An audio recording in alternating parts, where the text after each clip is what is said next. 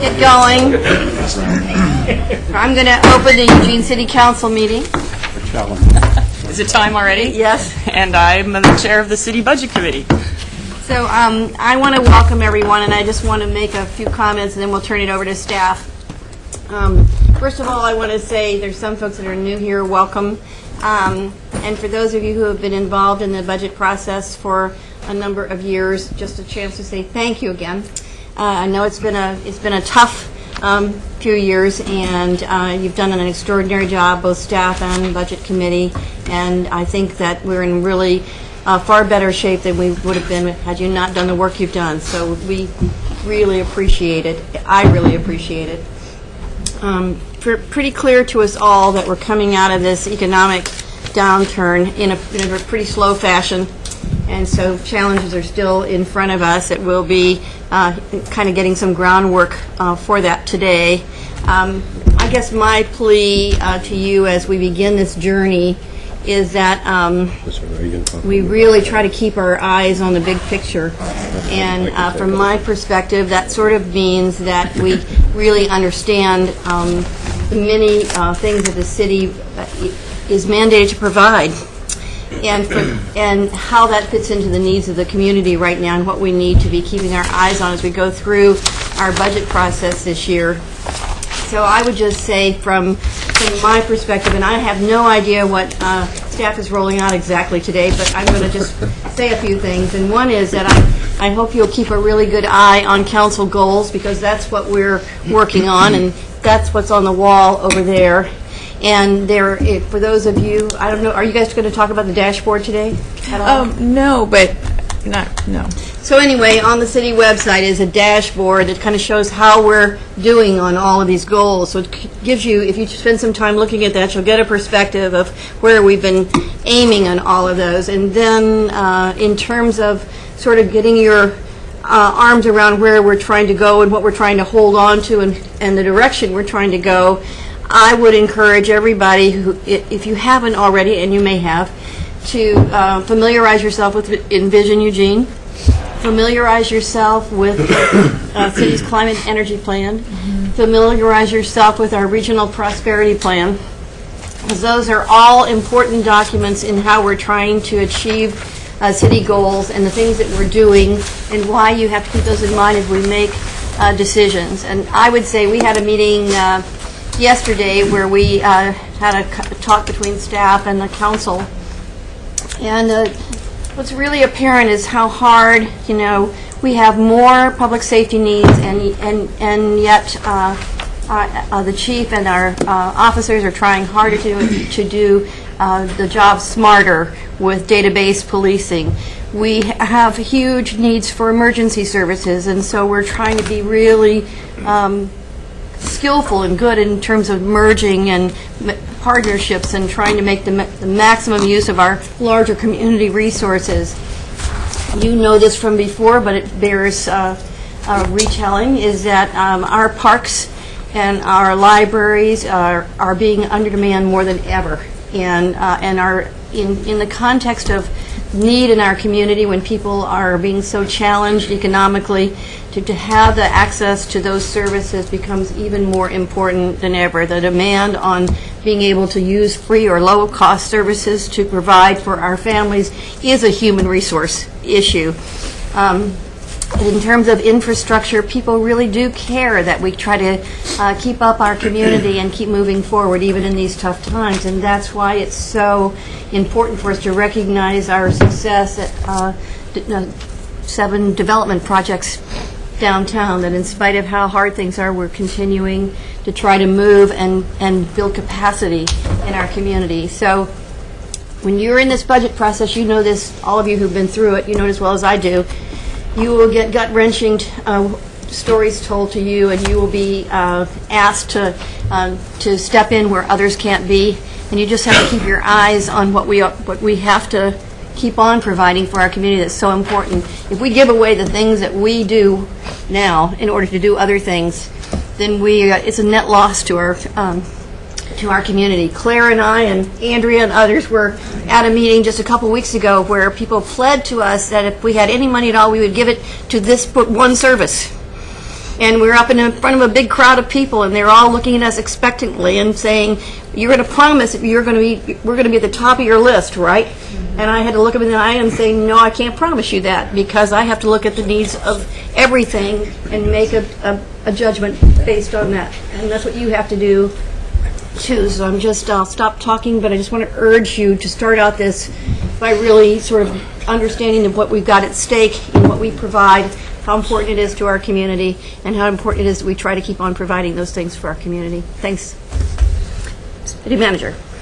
Thank you, Mayor. And I didn't know if you wanted to work through the proposed motion I did. first, which is Thank a you. little bit different. Reminding me, I got up in my thing. Got your budget hat on. My budget hat on. So yesterday, we talked about bringing back a motion, so this is strictly for the council, and there's a motion in front of you, council, which is about the VA hospital, and I'll read it. It says, the Eugene City Council strongly supports veterans in locating a new VA clinic in Eugene.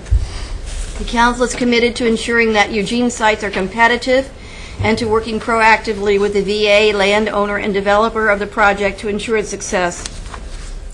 And then there's a motion to put that on the table. So I'm going to ask Councilor Brown to put it on the table, and then after it's seconded, then if anybody has anything they want to say, and then we'll vote on it. Okay. I move to direct the city manager to bring back to the council as quickly as feasible a range of options for facilitating the development of a VA clinic in Eugene, as well as possible mechanisms for funding those options. Second, with a question. Seconded. Thank you. To the maker of the motion, does the motion imply that the first part of the motion that the mayor read is included in the motion, or is that as a separate preamble? Well, I would read it as a preamble. Right. The motion is explanation of the motion is how I see it. It doesn't have to, I don't think it needs to be part of Do it. you want it in the wording of the motion? I would prefer it to be in the wording of the motion, yes. So why don't, let's see, how would we switch that to do that? Yes. Yes. A friendly amendment, to reword it as the proposed motion was. So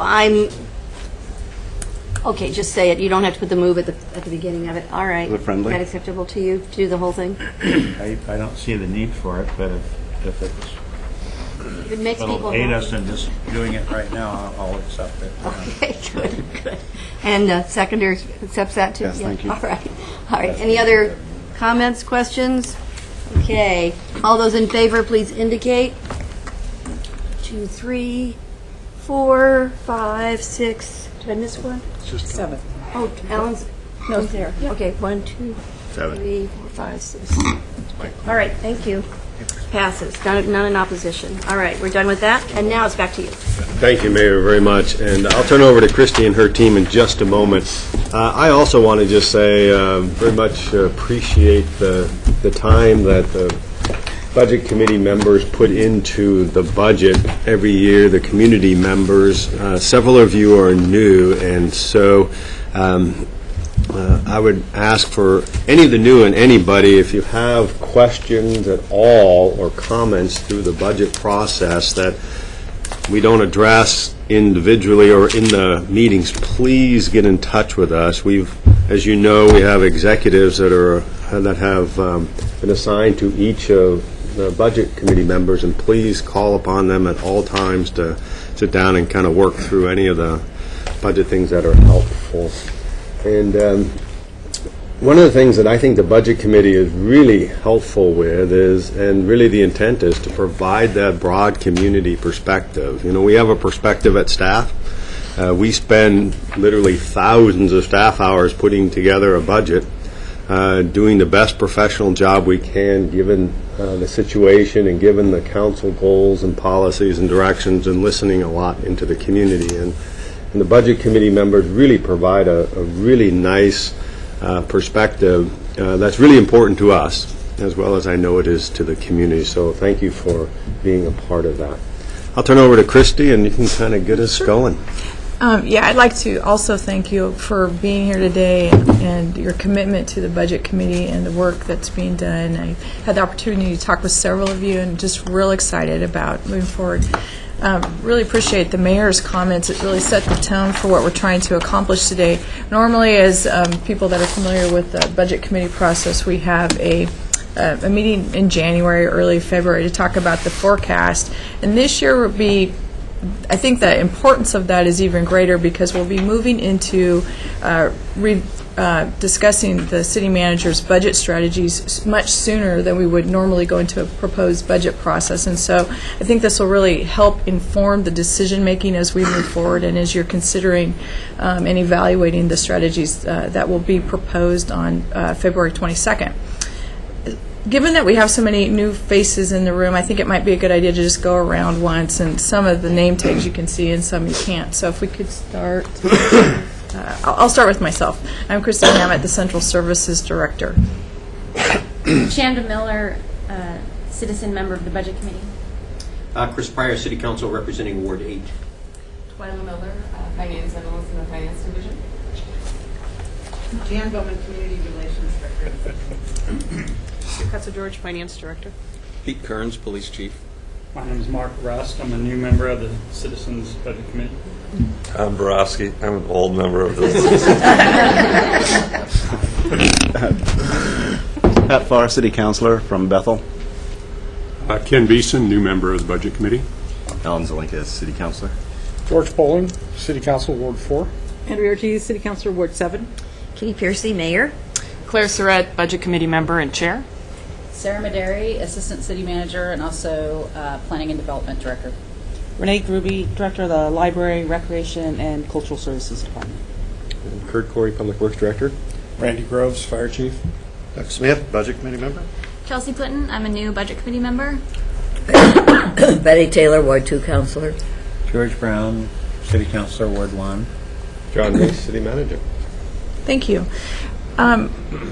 One of the things I briefly talked about is some of the changes that we're making to the budget process. And as I was, listening to people go around the room, many of you are, have been around the budget process for a long time, and we are changing things. But we're changing things we feel for the positive to get information out to all of you sooner rather than later in the process.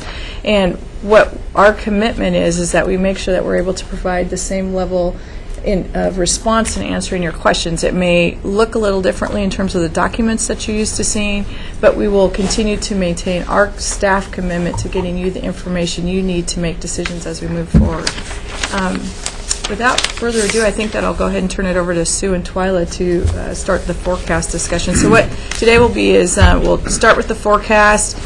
John Reese will talk a little bit about some of the strategies and FY13, not the strategies specifically, but just sort of the FY13 plans and what we're hoping to accomplish. And then I'll follow that with talking a little bit about what a sustainable budget means. And you hear us talk a lot about stable budget versus sustainable budget, and I will talk about some of the components with respect to that. So, Good morning. My name is Twyla Miller again, and there's some materials on your desk in front of you. There's some slide handouts for our presentation today. For the two presentations you'll be seeing, there's also a packet titled General Fund 6-Year Financial Forecast, and that has more detail about the forecast that you're going to see today. And there's also a scheduled budget committee meeting. So those are all at your table. There's extra copies here, as well as the copies of the materials that are emailed and so we'll get going here.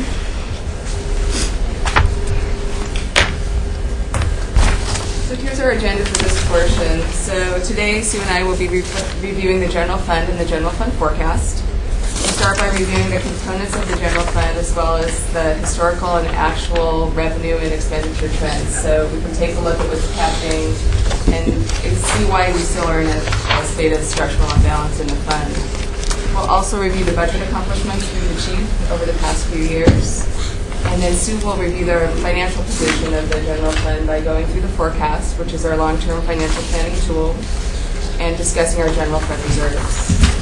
So the general fund consists of three components really. There's the main subfund, the cultural services subfund, and the equipment replacement subfund. But today when we're talking about the general fund, we're really talking about the main subfund. So this is the place categories where the resources reside that are really the discretionary dollars for the organization. So they're not earmarked by statute or council policy for another purpose. So let's start by looking at general fund revenue. So this slide is showing you the FY12 adopted budget, and this excludes beginning working capital, which represents unspent funds from the prior year.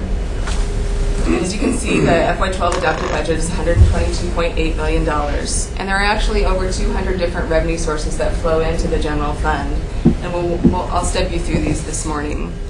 So property taxes continue to be the major source with about $80.3 million in revenue, and that's about 65% of the general fund. Other taxes at 10% are EWEP SILT revenue, so contribution in lieu of taxes, and that's about $11.7 million in the adopted budget. Licenses and permits are mostly payments for utilities to the city for use of the city-owned right-of-way. So the large payments come from folks at Comcast, Northwest Natural Gas, CenturyLink, and that totals about $5.8 million. State shared revenues are intergovernmental revenues, and they represent state shared revenues for cigarette and alcohol taxes. And this category is also where grant revenue resides. So the grant revenue can fluctuate from year to year.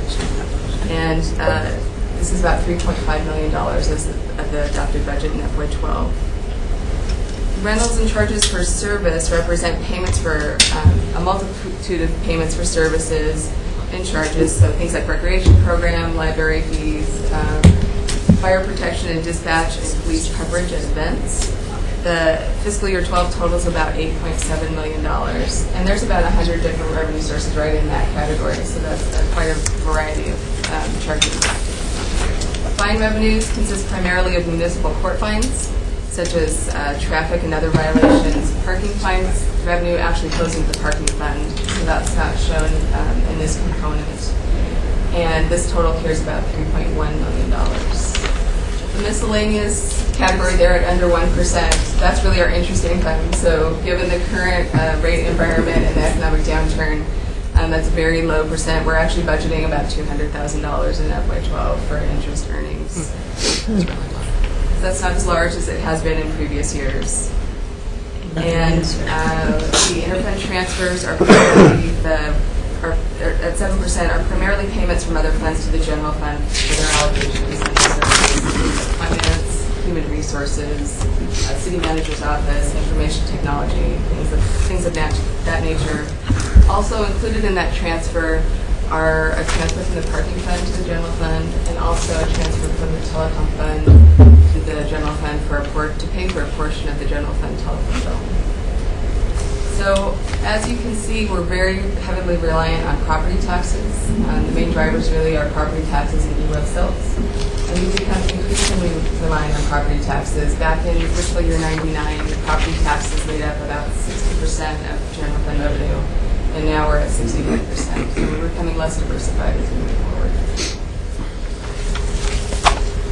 So this slide looks at general fund revenue trends over time. So to the left, you see that 10-year snapshot and the average annual increase. Historically, property taxes grew at about 5% a year. That's due to increases in taxable assessed value for existing property, additions of property to the tax roll, and an improved collection rate over time. The biggest changes have been the loss of our largest employer, Hynex, and the economic downturn. So before Hynex shut down, that property accounted for more than 6% of our taxes. After Hynex shut down, it was less than 1%, about 0.3% of our tax base. That was a large change. Since that time, we've reduced expectations around future property tax revenue growth from these historic levels, but we do show a level of growth in the forecast. So over the forecast period, we actually show an average of 3.5% growth in property taxes. And Sue will discuss property tax fluctuations a little bit later when she's discussing the forecast. So that other revenue piece there, that second line, is all those 200 other revenues that flow into the general fund. And historically, they've grown at a slower rate than property taxes. They average about 1.5% in annual growth. Some reasons for the lower growth really are the drop in the interest rate environment. So with a lower rate environment, we've had lower interest earnings. back when rates were high and the market was doing well, we could have over $1 million in interest earnings as opposed to the $200,000 we are now. So that's quite a drop that we see there. And the economic downturn has also affected some of the other revenues in the fund. So wholesale still fluctuates quite a bit, and Steve will talk about self-distributing a little bit about that later. And then just generally the economic downturn with revenues going down. So as you can see, under the current economic conditions, growth rate overall for total revenues are projected to be less than the historical average. May I ask a question? See if I got this right. The drop from 4.7 to 3.0 and then from 3.4 to 2.6 is largely attributed to Hynix not paying, Hynix leaving? The difference between average and projected, yeah. Right. Thank you. That's correct. So I was going to say, so in 2010, generally industrial and commercial categories, the AE business value dropped generally. Hynix was a large component of that. But generally those categories fell. Okay, thank you.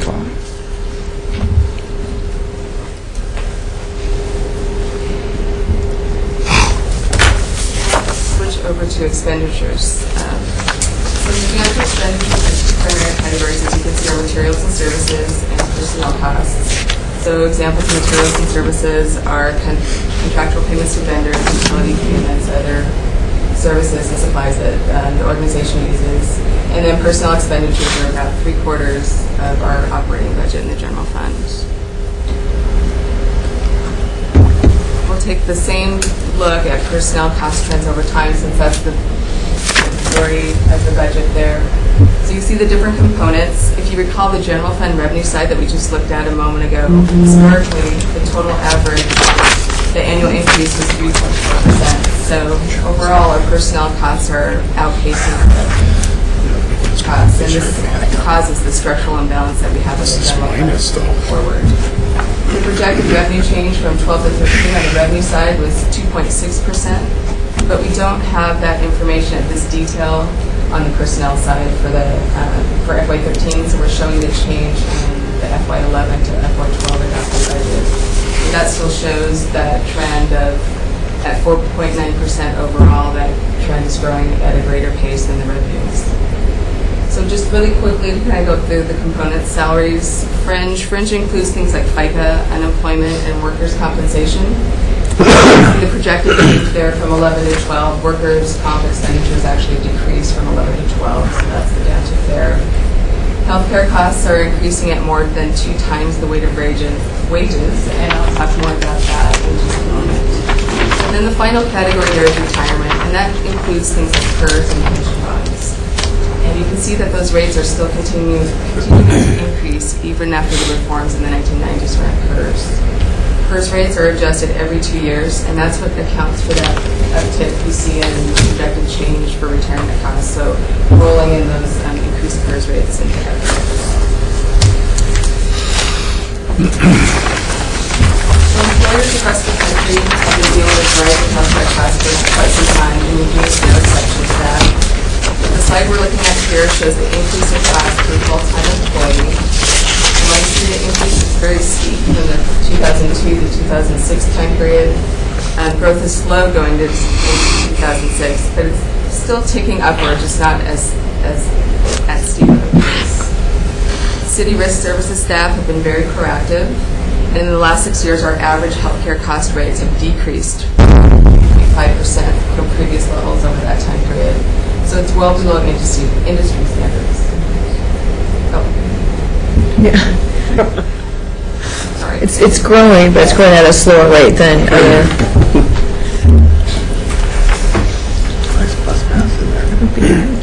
Now we'll look at retirement rates. So this slide shows the 3 groups in the state retirement system. The groups have different benefits based upon when an employee joins the systems. There's first tier 1, first tier 2, and option. And this slide really just shows the component of the rate and the trends over time for the 2 systems. As I said before, PERS rates are adjusted every 2 years, and the FY12 rates were based on valuation as of December 31st, 2009. And this valuation was the first year to reflect the significant market losses from 2008. So that's why you see the uptick there. There was quite a change there. And Sue will talk in more depth later about PERS and possible PERS increases in just a little bit.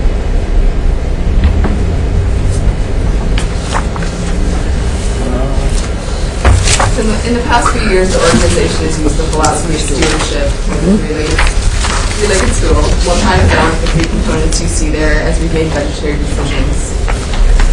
The first is fiscal responsibility, so establishing ongoing revenues that equal or exceed ongoing expenses and adequate reserves over the long run. At the same time, continuing emphasis on ongoing savings versus one-time savings. The second component of community and customer service is balancing our resources so that we provide the services that the community needs. And while we're doing all of that, we're trying to minimize impact on employees through employee satisfaction. So this philosophy has really guided our decisions over the last 3 years and will continue to guide our decision making as we move forward in this phase of the plan. So this really gets back to what the mayor said in her opening comments. She said it probably better than I could, but about all the goals and all the things going on in our community that influence the things that we're doing and the future and the big picture of where we're going. So this really is about goals and looking forward into the future and how that shapes where we're moving.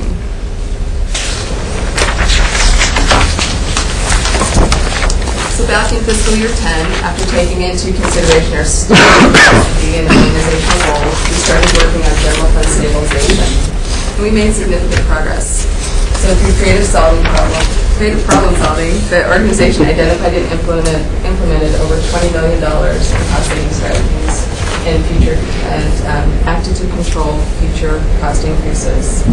We did that through that three-legged stool or stewardship model by balancing financial stability, impacts to employees, and delivering services to the community. There have been very few service impacts to the community through these decisions we've made. And although over 80 FTEs were reduced through the organizational footprint reduction, very few employees involuntarily left their organization. At the same time we've accomplished all those things, we've continued to look forward to make investments that would move us forward on important community goals, such as downtown development. And we were able to maintain and even build on our reserves, giving us more financial flexibility and demonstrating fiscal prudence to rating agencies and our investors.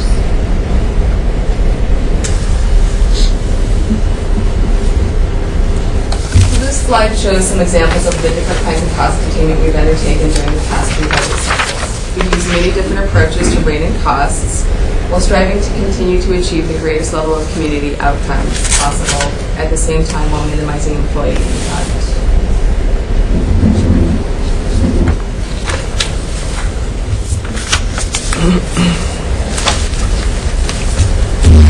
So part of the reductions have been made through shrinking the organizational footprint. So as you can see on the slide, the decline from fiscal year 9 to fiscal year 12 has been achieved through eliminating approximately 80 FTE with a minimal impact again on city services, and this was achieved primarily through attrition. So the chart really breaks out general funds. So the bottom portion there is the general fund FTE component, and the top part is the non-general funds. And it should be noted that many non-general fund reductions were made in internal service funds. And those internal service funds charge general fund for service. So even though the FTE reduction was made in a non-general fund, they've had a direct impact on lowering general fund costs. Governments generally use a ratio of FTE per thousand to measure government use and services and to evaluate trends, such as increased population and corresponding service levels. The city FTE per thousand residents is lower than it's been in 25 years. So for over 2 decades, the FTE ratio was 10 or higher, and by FY12, the ratio was down to 9.3 FTE per thousand residents. So we've become very lean over the last few years.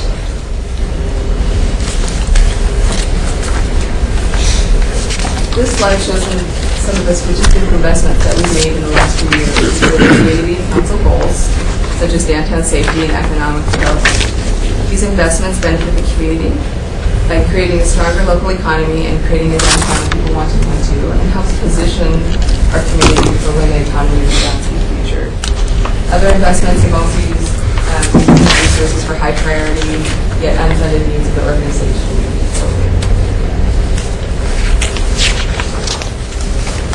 And this slide is the reserve for revenue shortfall. The reserve is announced as the savings account for the general fund, and it's a measure of our financial health. This slide shows the impact of the budget decisions that have been made over the past few years on the reserve for revenue shortfall. So the chart shows the reserve in each of the past 4 years at 3 key data points. So the base case forecast is the blue line, which is the forecast that's presented each spring. At the adopted budget at the beginning of the fiscal year, which is represented by the red line, after supplemental budget 1, which includes audit results from the prior year, which is shown by the green bar. So what this slide is showing is that the city's really in a better financial position after making difficult budget decisions over the past few years. And we're well positioned to face the future as a result of the number of reserves. So as you look to the right towards FY12 on the graph, the preliminary forecast, or the blue bar, shows the reserve level that stays the same or improves as a result of the adopted budget and the cost containment measures we made and that are included in the budget. In addition, after the results of the prior year are known and are rolled into the budget, which is represented by the green bar, the city has been able to increase the reserve level each year. The drop in FY12 is a planned reduction as part of the strategy to absorb PERS rate increases and to also absorb the library local option levy. So that was a planned strategy. And Sue is now going to talk more about the general fund forecast and the general fund reserve. Sorry, Twyla, you said what rate increases? PERS rating. I thought that's what you said. Thank you. So, the general fund forecast is a 6-year forecast. We use that to project what could happen in our general fund over the next 6 years. And the purpose of the forecast is to take a long-term look at the decisions we're making today and see how they will play out over time. It's really a way for us to take control of our financial future, make sure that we understand the implications of our decisions, and that we have a way to think about what could happen in the future and how we might handle those things by putting in place financial mechanisms or plans that can help us mitigate any of that uncertainty that's really inherent in the future.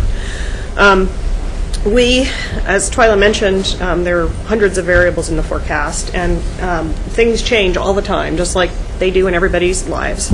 And so we take a look at this forecast at least a couple times a year, or when something specific happens that we think will have a significant impact. And we update the forecast, we make adjustments as we need to, and by doing that, that puts us in a place where we can actually make course corrections in between when we're making our formal budget decisions if we need to do that. So this is really considered a best practice from a financial perspective. So what we've got for you today is what we call our base level forecast. And that is the rolling forward, what's in the FY12 budget, the service levels that we have in the FY12 budget.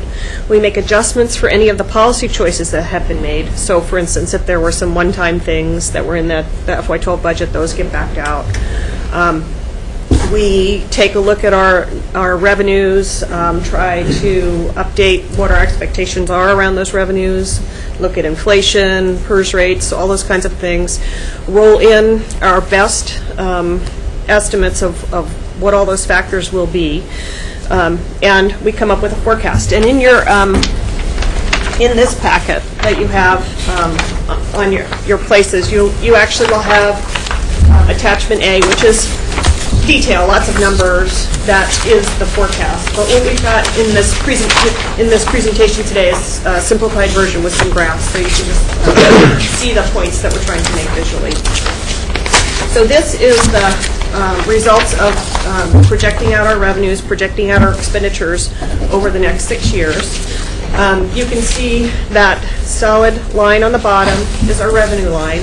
The dotted line on the top is our expenditure line, and that's a definition of a non-sustainable budget.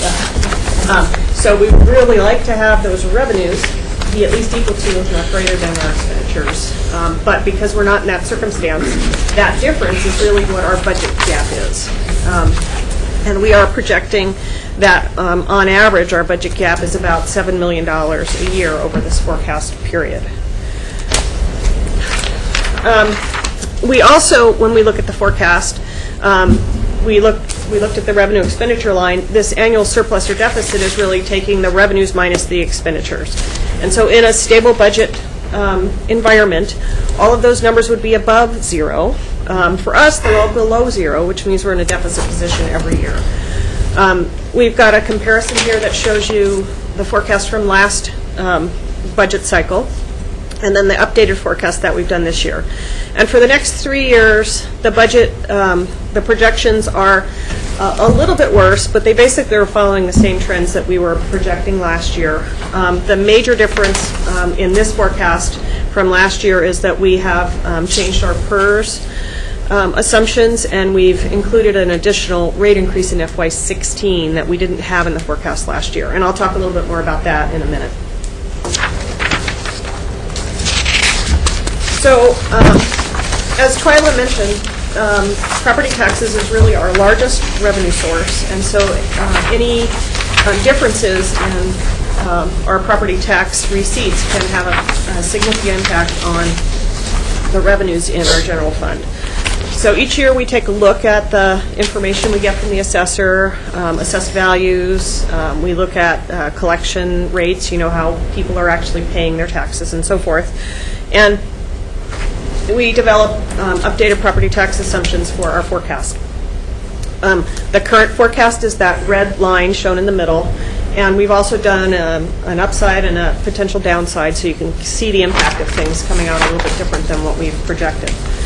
So for FY13, we've got about a 3% growth rate in property taxes, which is actually higher than what we have had in the current fiscal year. So we're projecting that there will be some improvement in property values for our FY13 budget.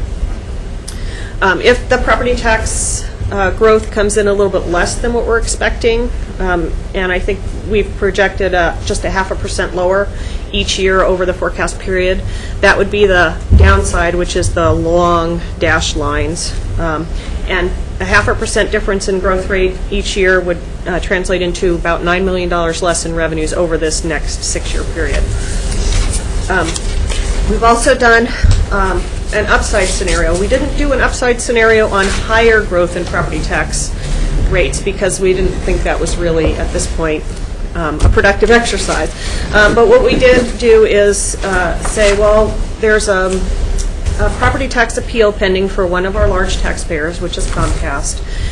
And that appeal has been going on for a while. It will go on for a while longer. But in the event that that appeal is successfully settled in government's favor, we would have a little bit higher property tax revenues. And so that's shown by the short dotted line on the graph. And over the 6-year period, that would yield about $5 million more.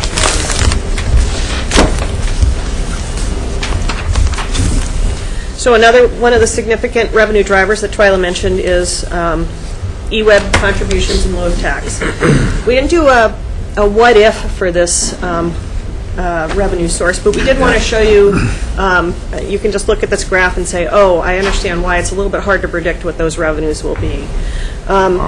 eWeb is a municipal utility, and they don't pay taxes. Instead, they provide a percentage of their electric, wholesale, and steam revenues to the city per the city charter, and that's called the contribution in lieu of tax, and you'll hear us refer to that as the SILT. So SILT or the eWeb SILT. Our projections for SILT revenue come from eWeb, so they prepare those projections for us. They're the experts in their business. And they include in their forecast, their expectations about consumption, and they also roll in their expected rate increases over the next few years. So this is this slide is a history. So what you can see on here, there are really three components to eWeb silt, and I know it only looks like there's two, but on the bottom there's a little tiny red bit, which is the steam silt. So that has been a fairly small revenue source, $100,000 to $200,000 a year over this time period. But really, that revenue source is going away as the steam system is decommissioned, which will happen later this year. The middle part with the kind of green stripy stuff is electric silt. And so that's the retail silt based on usage, generally fluctuates with the economy and with weather conditions. eWeb silt revenues overall have risen over this period of time, about 4.4% over the past decade on average. But you can see there was a dip in 2009, and that's attributable both to weather conditions and to the slowdown in the economy. And when Hynix left, stopped operating, they were a big user of utilities, as are some of the other industrial properties that have not been using as much power. So eWeb, these silt revenues have now returned to the pre-recession levels, and in the forecast, eWeb has those revenues going up on average 3% per year over the next 6 years. So you'll note that's a lower rate of growth than what they've had over the past decade. The top section is the wholesale silt, and that is very volatile. Wholesale power sales are sales of excess energy and capacity by eWeb to other utilities and power marketers. Wholesale revenues really have ranged from just under $300,000 to over $7 million, which you can see in that FY01 time period. Historically, our budget has included somewhere between about $100,000 and $300,000 in wholesale silt revenue. But as you can also see from this graph, those revenues have frequently come in higher than what we've included in the budget. Current eWeb forecast shows wholesale revenues in FY13 of just under $1 million, and then it drops down pretty quickly in the next couple of years to about $200,000 in the out years.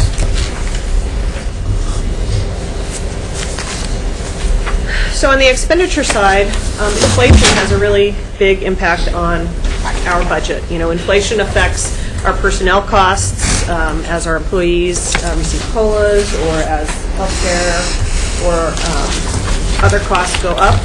And also our materials and supplies budget is affected by inflation. Our inflation assumptions come from the state economist. We use these consumer price index projections that are included in the Oregon Revenue and Economic Forecast. And in fact, the current forecast that you are looking at now was updated just on Thursday because the state released some new inflation figures to the legislature on that date. So the red line again is what's included in our base forecast. This shows our expenditures over the 6 years using those base inflation rates, which are at around 2% on average over the period. We did an upside to show what if inflation were lower, which I suppose could happen. And so if inflation were, instead of being at 2%, would be at about 1.5% a year, that would result in about $7 million of savings over the forecast period. On the other hand, if inflation were to tick up and get to 3% over each year of the forecast, that would cost us about $17 million more over the forecast period. So it can have a really significant impact. We're benefiting from having a fairly low inflation rate. Retirement costs. Well, there's a lot of numbers on here. This is another way of looking at the graph that Twyla gave you earlier for the components of our retirement cost and the two different retirement systems. And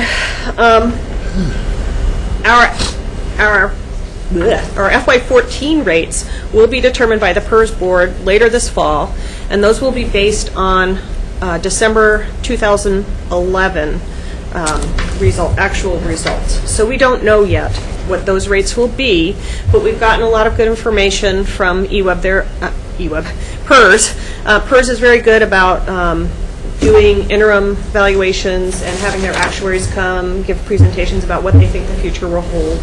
And so we've tried to capture that information and turn it into some assumptions for our forecast. And what we are assuming at this point in time is that our Tier 1 and Tier 2 rates will go up by about 3.6% in FY14, and then another 3.6% in FY16. And then we've held them flat in FY18.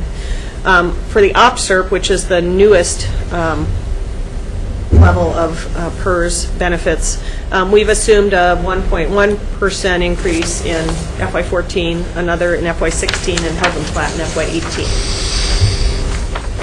So the difficult part about PERS is that it is fairly uncertain what future rates will be. Now, I know this is pretty busy and you can't read it, and the point was not to have you actually read it, but I'll tell you what this says when I read it. This is from a PERS presentation that was done last year, so it's a little bit outdated, but the concepts are still right on, I think. This is a graphic representation of some modeling the PERS actuary did. And they tested 1,000 different scenarios of investment returns in order to come up with what they think future rates might be. And so one of the things you need to understand about PERS is that most of the assets in the PERS system come from investment returns, not from the contributions that governments and employees make. For over about the past 40 years, 70% of the PERS assets have come from investment earnings. So really what happens with investment earnings rates have a really big impact on what happens with our contribution rates. So the idea here really is, the dot in the middle is kind of the medium scenarios. The green lines are showing more favorable results, lower rates going forward, and the red is less favorable results, higher rates, lower investment returns. And so really what I just wanted to show you here is that PERS rates in the future are uncertain, and the further out you go in the future, the more uncertain they are, and they could get pretty high if investment returns are not coming in at a good level. So half of the scenarios that the PERS actuary came up with last year. John, did you have a question? Oh, okay. Yeah, go ahead. Let me finish my sentence. So half of the scenarios actually result in base rates of over 20% of payroll by FY16. So our assumptions where we get up to 21% in FY16 are really consistent with kind of the midpoint on this graph. I guess I can't read the numbers, so my question would be, what assumptions, I mean, I know that rate of returns in the green would be good, but those are probably 20% or whatever. What is it that keeps it level? I mean, what kind of returns? 8%? Is it 6%? It just a ball. I mean, just so that I know if it's if I look at my portfolio and say I'm getting 3.8% and PERS is projecting level at 8%, then I know we're a little bit off. I don't remember. I would have to go back and research that. It would be good. It would have to be at least 8% because that's the assumed rate of return. Okay. And probably more than that.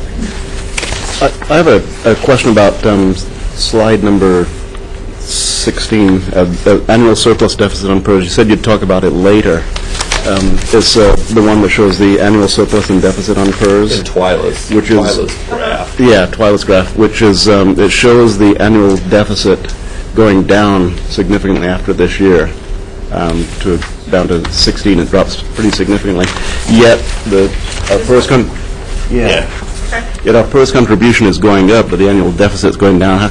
How that seems counterintuitive to me. This is the city's surplus or deficit, not PERS surplus or deficit.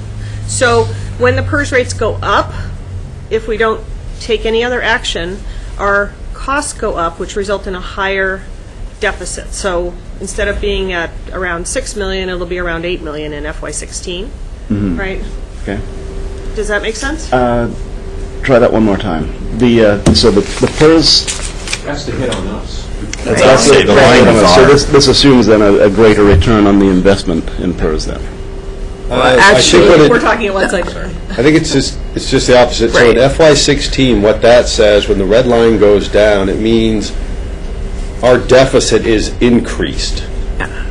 And so what that means is because our PERS costs us more, and the PERS rate goes up and it costs us more, we're actually Stop with a talking, I stronger understand. deficit. Yeah. Does that make sense? Okay. That's our deficit, not The other thing I would say is, just with respect to PERS, I watched a presentation on that a few weeks ago, and the folks that are doing the investing work very hard, and actually, they do an outstanding job, but one of the things that limits their ability is what they're able to invest in. You know, they are not able to invest in a lot of the worldwide market things, and so they're limited. In some ways, that's probably really good, because it makes the funds more secure, and in other ways, when you're trying to be in a situation of catching up the losses, it's a challenge. And so, but they're a real committed team of folks. I was really impressed in listening to the presentation and how hard they work to start to reconcile this problem. So, Thank you. You made that very, very clear. Thanks.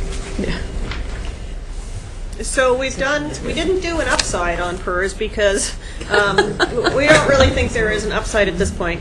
And one of the things about the way the PERS system works is that they have this thing called a rate collar, which is really meant to help governments from having big swings in their rates from valuation to valuation.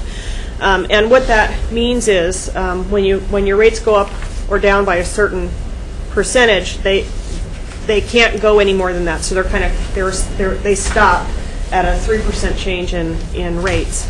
So even if in order to amortize our unfunded liability, rates would want to go up, 5 or 6 or 8%, there's this collar that keeps them from going up.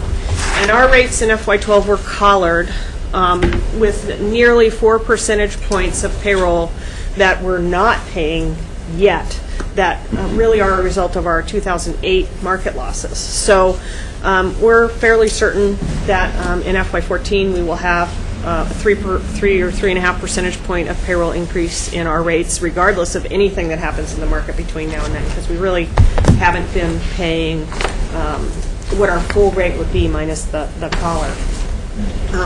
So we've done a potential downside, which is that we have a little bit higher PERS rates than what we've included in the forecast. And the cumulative impact of those rates, generally being about 1% of payroll more than we've incorporated in our forecast, would be about $7 million over the next 6 years.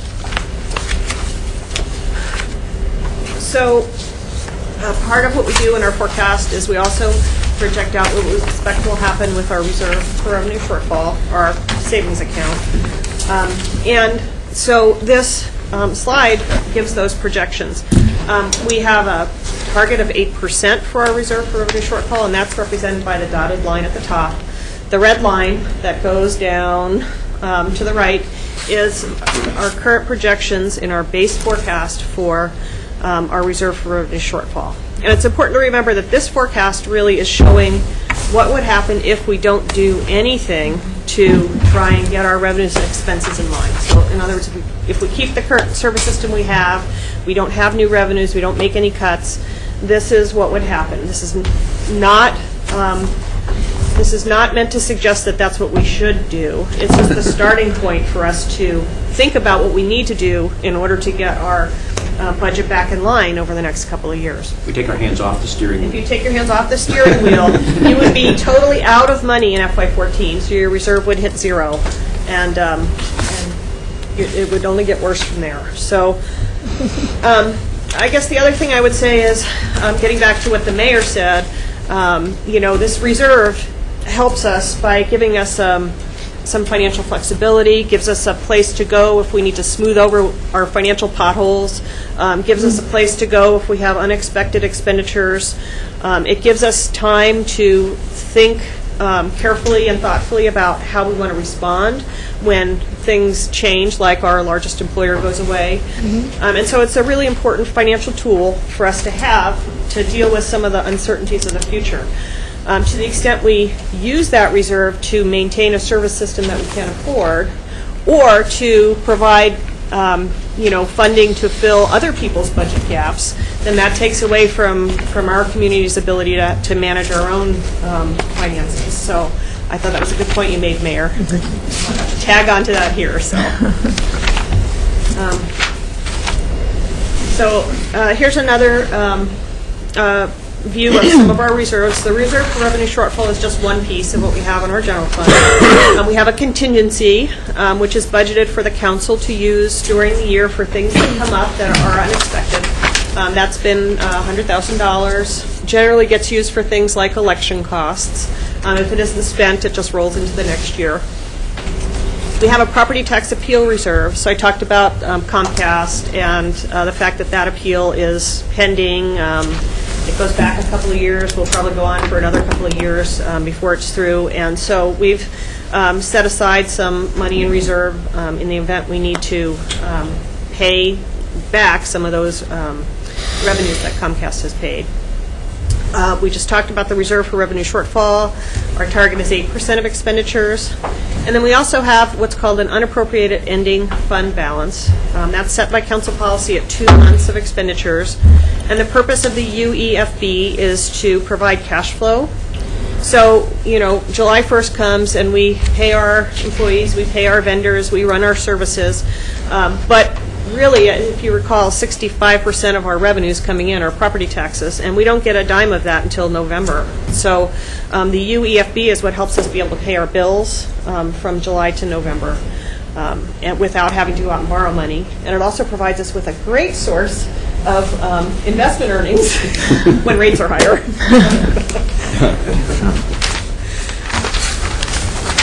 So sometimes we get the question, like, why is the reserve for revenue shortfall set at 8% as a target?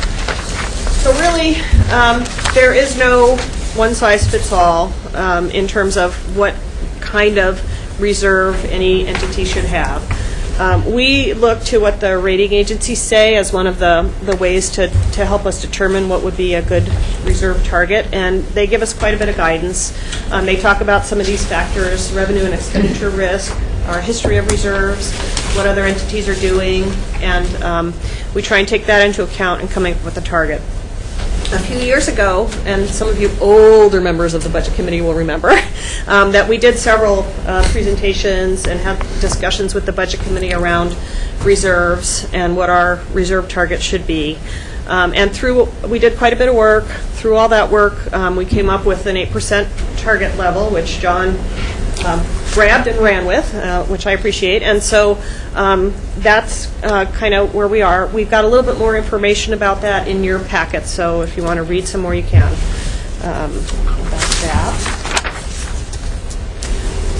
So I've got a couple of comments up here. Moody's Investor Service is a bond rating agency, and we talked with them last fall when we were getting ready to issue some refunding bonds. What they do is they look at governments all over the world and try and determine how financially sound they are and how well able they will be to pay their bills and particularly pay their debt over the future. So they are experts really in analyzing government's finances. And when I look at the comments that they made last fall, I feel proud. I think we all collectively, staff, elected officials, Budget Committee members, have done a really good job of taking care of the city's finances, and that's reflected in a very high bond rating. We've got what's a double A1 rating, which is just one notch down from that triple A rating. The analysts from Moody's said that they were impressed that we had been really ahead of the curve during this economic downturn in terms of reducing our cost structure, compared to many of the other jurisdictions that they had worked with. They mentioned in their report that Eugene has strong fiscal management, sound reserve levels, that our long-term budgetary planning has served us well. And so I just wanted to let you know that it really is noticed and appreciated by sort of folks outside the community who are experts in analyzing government finances. The other thing I just want to mention is that they did say that a significant deterioration of the city's reserve balances could potentially cause our rating to go down. So I just want to get that in there. Yes? Could you speak just briefly to the implications of that rating, and if we were able to get AAA, what that might mean for us, or if we fell down, what that might mean? I think it would be unlikely for us to get a AAA rating unless our economy changed and diversified significantly. So that's really been the barrier to us getting to the highest level. And the direct impact of a rating decline would be that our cost to borrow money would go up. And so when we do things like borrow money for our street repair program that we did through those GEO bonds, it would cost our citizens more money to provide those programs. So, Thanks. And also it's, the folks that we do business with, our bond rating is kind of, they look at that as a measure of our financial strength. And so it has a sort of an intangible effect there too with our various business partners. It's like your personal FICO score. Right, exactly. Sue, historically, have we ever been AAA, and can you compare us to, say, Salem? We have never been AAA. No, we have not. Do you know what Salem might be? I do not know what Salem's bond rating is right off the top The of my head. AA1 is at the high end of what municipalities achieve. The City of Portland is AAA, but there are a lot bigger jurisdictions, so. They have a bigger tax base, I've heard. Yeah. Yeah. Yes. So, the last bullet point there, a significant deterioration of the city's reserve balances. When Moody's looking at that, or a rating agency's looking at that, that's not just the reserve for revenue shortfalls. That's all of our reserves that you showed us in that pyramid. So to say that, for example, when we had our reserve for revenue shortfall was in the $1 million or less range, that they didn't drop our rating at that point, correct? They also didn't do a review of Yeah. our rating at that point in time either, so. Again, but so what I'm saying is that that's reserves that that's the UEFB, that's all fund balances, reserves, and all these other things. So Well, they focus on the general fund, and they actually, what they look at is not so much our reserves, they look at our audit, which shows the actuals, and the actuals include a little bit more than what's in our reserves, because they also include things like our funds that have been encumbered, and unspent from one year to the next and so forth. But the reserve is the way that we can plan for how much we would have in our fund balance at the end of the year, right? So, right. So, you are correct. There's a little bit of that in the written materials that we.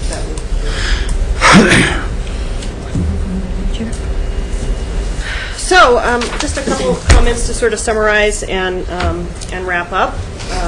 We really have made good progress towards trying to achieve that place of financial stability. It's been hard because, the landscape keeps shifting, and the economic downturn has gone on longer and has been deeper than folks really anticipated it would be. That results in a continued structural imbalance, despite a lot of really good efforts to cut costs. I mean, even though we're still in a deficit position, we're in a much better place than we would have been if we'd not taken all of those actions over the last few years. We're currently projecting about a $7 million budget gap, and not recommended, not suggesting that's even a possibility, but if we take no action, take our hands off the steering wheel, we would be out of money by FY14, and we would face a really steep financial problem in FY15. We would have to make much worse, much more drastic reductions at that point in time. So, the city has a history of sound financial management. We've all worked really hard together to try and make sure that our community, can count on our services. And so I would just urge that, the sooner that we get busy trying to stabilize our budget, the better off we will all be from a financial standpoint. So, and John's going to talk about how we're going to go about doing that. So that was it for me. So Sue? Yes, ma'am. So I just want to make a couple comments here, and some of them are a little peripheral, but they do matter to me. On the Twyla's presentation on the philosophy, while I believe in your stool, three-legged stool, it seems to me that in the community and customer service, we ought to add the word satisfaction there too. I think to just speak of our employee satisfaction and not speak of our customer satisfaction probably leaves out an important comment we want to make about what our goals are. I was also wondering in the strategic investment list, and you can tell me how this fits or doesn't fit, but it seems to me that when we use a MUPTI or urban renewal, those are strategic investments, and they're being used in that way to move us forward, and for us not to put that out there as one of the tools we use to move is sort of missing an important, I think we miss an opportunity to talk about how we're trying to use those tools. And even our regional prosperity plan, to me, is a effort we make with all of our partners to say we're all trying to shove this thing along together. So I would just advocate for sort of lifting those things out as part of the efforts we're making as a community. And under the SILT discussion, one of the interesting things to me to think about, and I don't know how we think about that, but the more successful we are at getting people to reduce their energy use, the more successful we'll be at getting less money in. So, I mean, it's just something for us to, and there's many places that happens where we got one thing driving in one direction to improve things for us, but it hasn't, it's sort of your whole cost analysis, but trying to think about things in those terms, I think, can help us get a sort of reality check on what we're trying to drive at the same time and the economic implications of those things. So those are just my comments. Sue, if I may, there just one thing to characterize it. The financial management throughout my lots of years on the budget committee, it's always been steady. And I threw you a softball with that rating question, by the way. But one thing that as we look at this, the instability of the budget that is natural, two things that really stand out to me is that Hynix went away and PERS is not going away.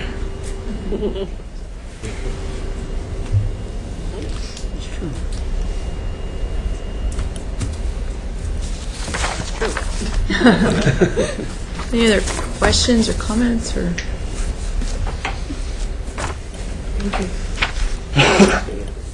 Well, I just like to also recognize and thank Sue and Twyla and the shrinking financial team that they have available to keep up on this ever-changing structure that we have in place and trying to monitor all the things that are happening to make sure that we're all well informed and making a lot of changes and have a great deal of flexibility and looking forward. So just want to thank them for all the work they do. Maybe we'll take a 5-minute break and then we'll transition to John's presentation. So. Good idea. I'm not sure how they do that. Yeah, I think that's that presentation.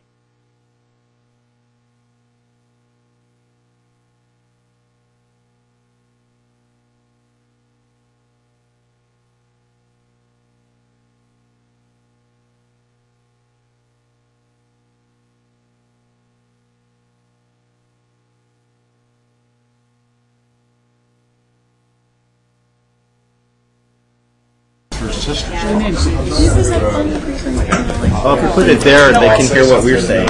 Slides are Is it?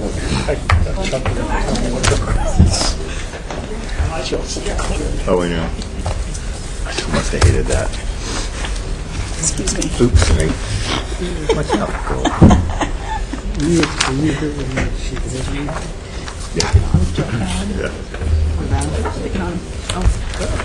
You don't overcome your name. You can take it. Imagine. Scared off almost.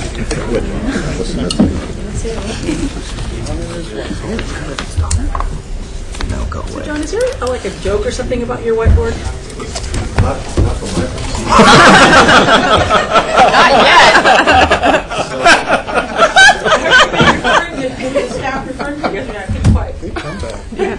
We always pay attention to what's happening on John's whiteboard in his office. And kind of. It often translates into work. Yeah.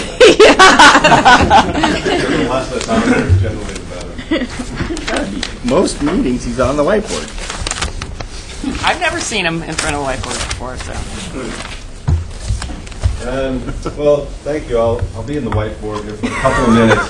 And the reason, what I'd like to do is continue a little bit of the discussions you heard just a couple of minutes ago and take some of that into, as we're moving into FY13 in our strategy. So a lot of it you'll just heard, but I want to talk about it a little bit different way and just reemphasize a couple of points.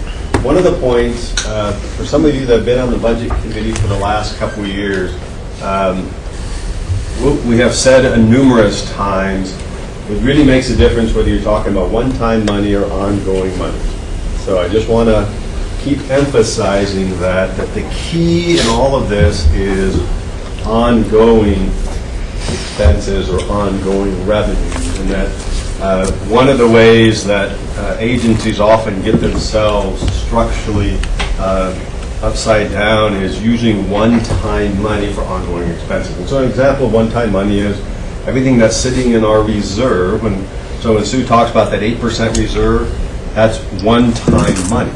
It's just like our checking account at home. You don't use that and expect to pay your mortgage if you have nothing else filling up your checking account, because you'll run out pretty quickly. So that's just an example of that. But I wanted to just talk a little bit about a little bit more around the structural imbalance that was talked about, and really try to talk about what we've been trying to do in pretty basic terms and what we're still going to be doing as we move forward. The basic structural problem that has been occurring for really before the recession occurred was, as Sue and Twyla mentioned, our expenditures, primarily personnel expenses, have increased at a much higher rate than our revenues. And Sue talked about that and put in some percentages as we go forward, but that's been the structural issue for a long time. And essentially what's been happening is and this occurred before the recession. If you go back, there was ongoing costs were being taken out of one-time money, which continues to create this. So that was a structural problem that was occurring, and this is the basic issue that we're trying to solve and have been trying to solve for the last several years. Somehow this structural imbalance has to change. And this represents the gap. And if you remember when we started this several years ago, even going into the FY09 budget, there's sort of this $1 million gap, which would be great if that were really what we've been solving now. Because back then it felt like, wow, how are we going to resolve the $1 million? But so there was a $1 million gap. You might remember it started to increase. Remember the county at that time, as we're moving into the FY09 budget, started decreasing some of their revenues. Now they have some other issues here, some structural issues here that we don't have, fortunately, around their timber payments and all. But you might remember it started to get towards $4 million pretty quickly, and then we had that $12 million gap. That was that first FY, was that the 10 budget that we had to resolve, the $12 million gap. So that's what that gap was.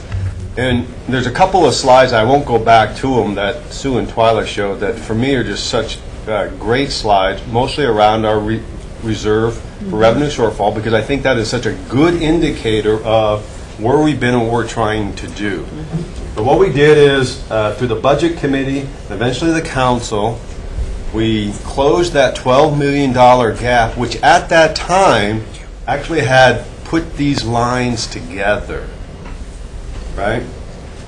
And then we had that other $5 million gap, because really what was happening is the revenues kept declining through the recession because of PERS. The expenses were still increasing higher. So now we went back and resolved that $5 million. Last year we went back, and for this year it's $2.5 million. All of this has been to try to close this gap, and we keep closing the gap. And you can show that by our reserve for revenue shortfall, which says we're capturing some savings account. And then, as Sue mentioned, now the gap again is this $7 million going forward that we have to resolve. And our budget strategy this year, and I'll talk a little bit more about that, is to not try to take all $7 million in FY13, but we're viewing that as a 2-year strategy to try to do that. The reason why we're doing it over 2 years is uncertainty as we go forward on a variety of factors, some positive, some negative, but we have the ability, because of the work, we've accumulated some cash in our reserves, that we can moderate this and we can be thoughtful to try to close a $7 million gap in 2 years as opposed to just trying to capture it all at once. And so when we make the budget presentation in February 22nd, there'll be plenty of things in there for people to talk about, not all of which you're going to immediately like on how to close the gap. The one piece by taking it over 2 years is we can be thoughtful, and so depending on what happens in the out years, there will still be more things that you may not like that we're going to have to discuss, but we don't have to try to capture all that at once. We have some flexibility. So we'll take it over 2 years. But that's the basic problem. And there's really only two fundamental ways to solve this problem. One is to reduce the organizational footprint, reduce the number of employees that we have, right? So we can reduce our footprint, which we've been doing. 80 positions have been reduced over the last several years, and the reason why that does it is because you fundamentally now shift this line down. Your baseline just automatically goes shorter, and so you're capturing this side of the equation. The other way you can do that is reduce personnel costs,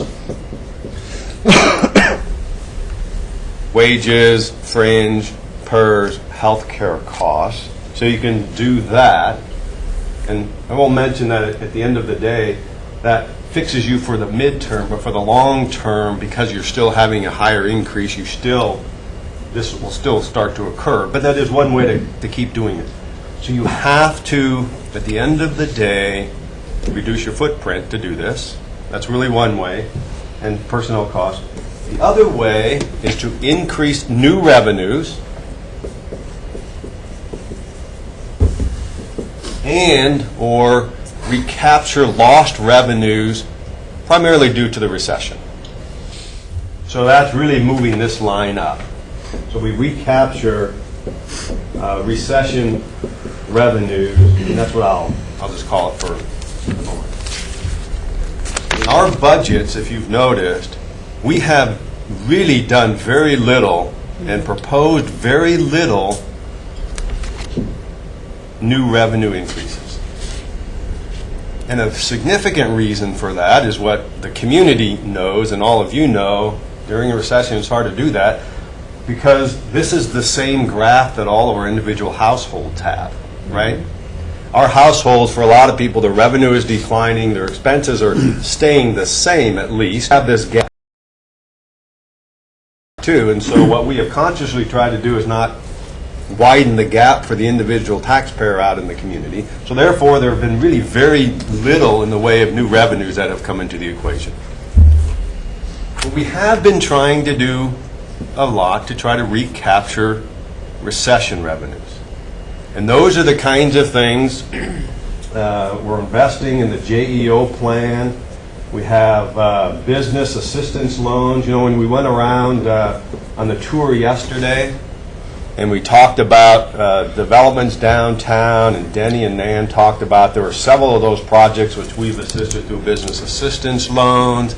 Our downtown development is an example of this, that we're trying to recapture recession revenues. And what we're trying to do there is create an opportunity for businesses to come in, to develop, to increase primarily property taxes, as we've talked about, and that way you're trying to capture part of this side of the equation too. Yeah, Pat. John, therefore, in the recession revenue loss, do you include Hynex's loss and Glory B and absolutely, because that's all part of this. This revenue line here is as a result of the recession, which is all those get lost, revaluation of properties, all those kinds of things have driven down the revenue line. At the same time, the expenditure line actually has been increasing. So it hasn't been this way, it's actually been like this. That's what's been happening.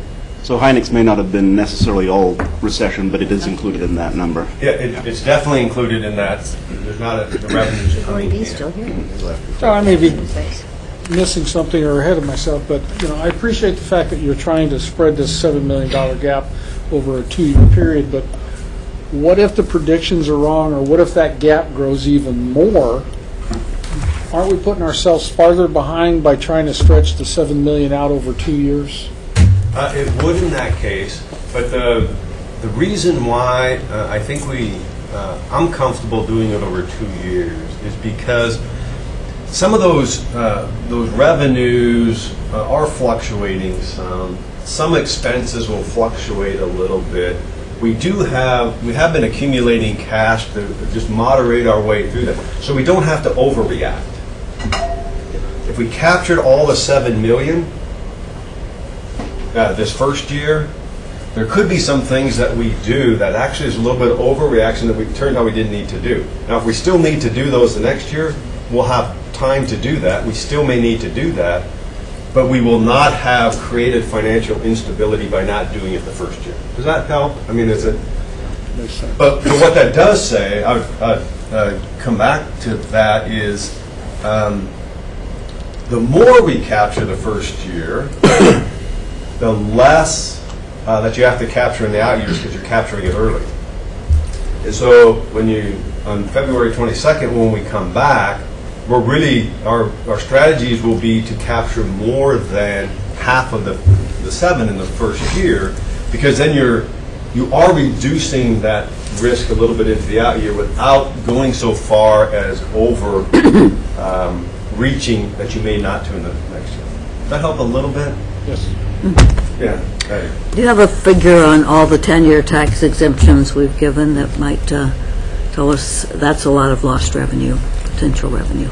I don't have that. We may have that and be able to get to that. And that's sort of that whole balancing piece around how much of that is you're investing strategically to drive the overall capture of those revenues back versus the revenue you've lost in that particular time. So that's, every time you take a look at one of those, that's really part of what you're doing, is you're balancing between an investment that recaptures versus the revenue that you lost initially. So I'm not talking about the heart of downtown. I'm talking No, I know. But in any place, this applies not just in downtown, so it's still that same piece. So this is a problem. This is what you have to do it. We haven't been doing much of this. We have been doing these through strategic investments in a lot of ways, and these are just a couple of those. And so we still want to keep doing that. So we can't just get rid of all of those kinds of things. And we have to reduce the footprint. We just have to.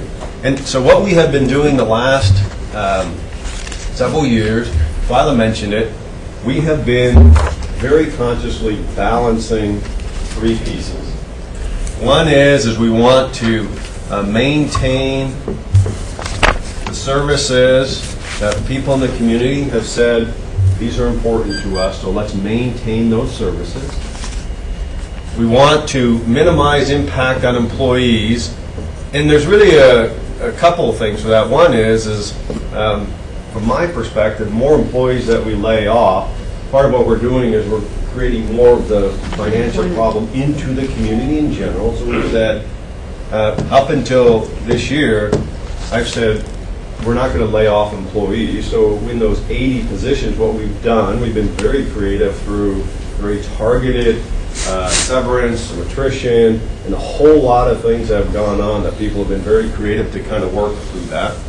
And then we need to work towards a stable budget, which is really what this discussion is, and then Christy will talk a little bit about a sustainable budget. The stable budget is to fix this structural problem. The sustainable budget is we still need future monies to make sure the pools can stay open. So that's not this part. That's a sustainable piece of the budget. So that is new. So this hasn't changed, and this isn't going to change as we go forward. This is the guidance that the executive team has given into the organization that we continue to try to do. In addition, we've said we want to minimize fee increases,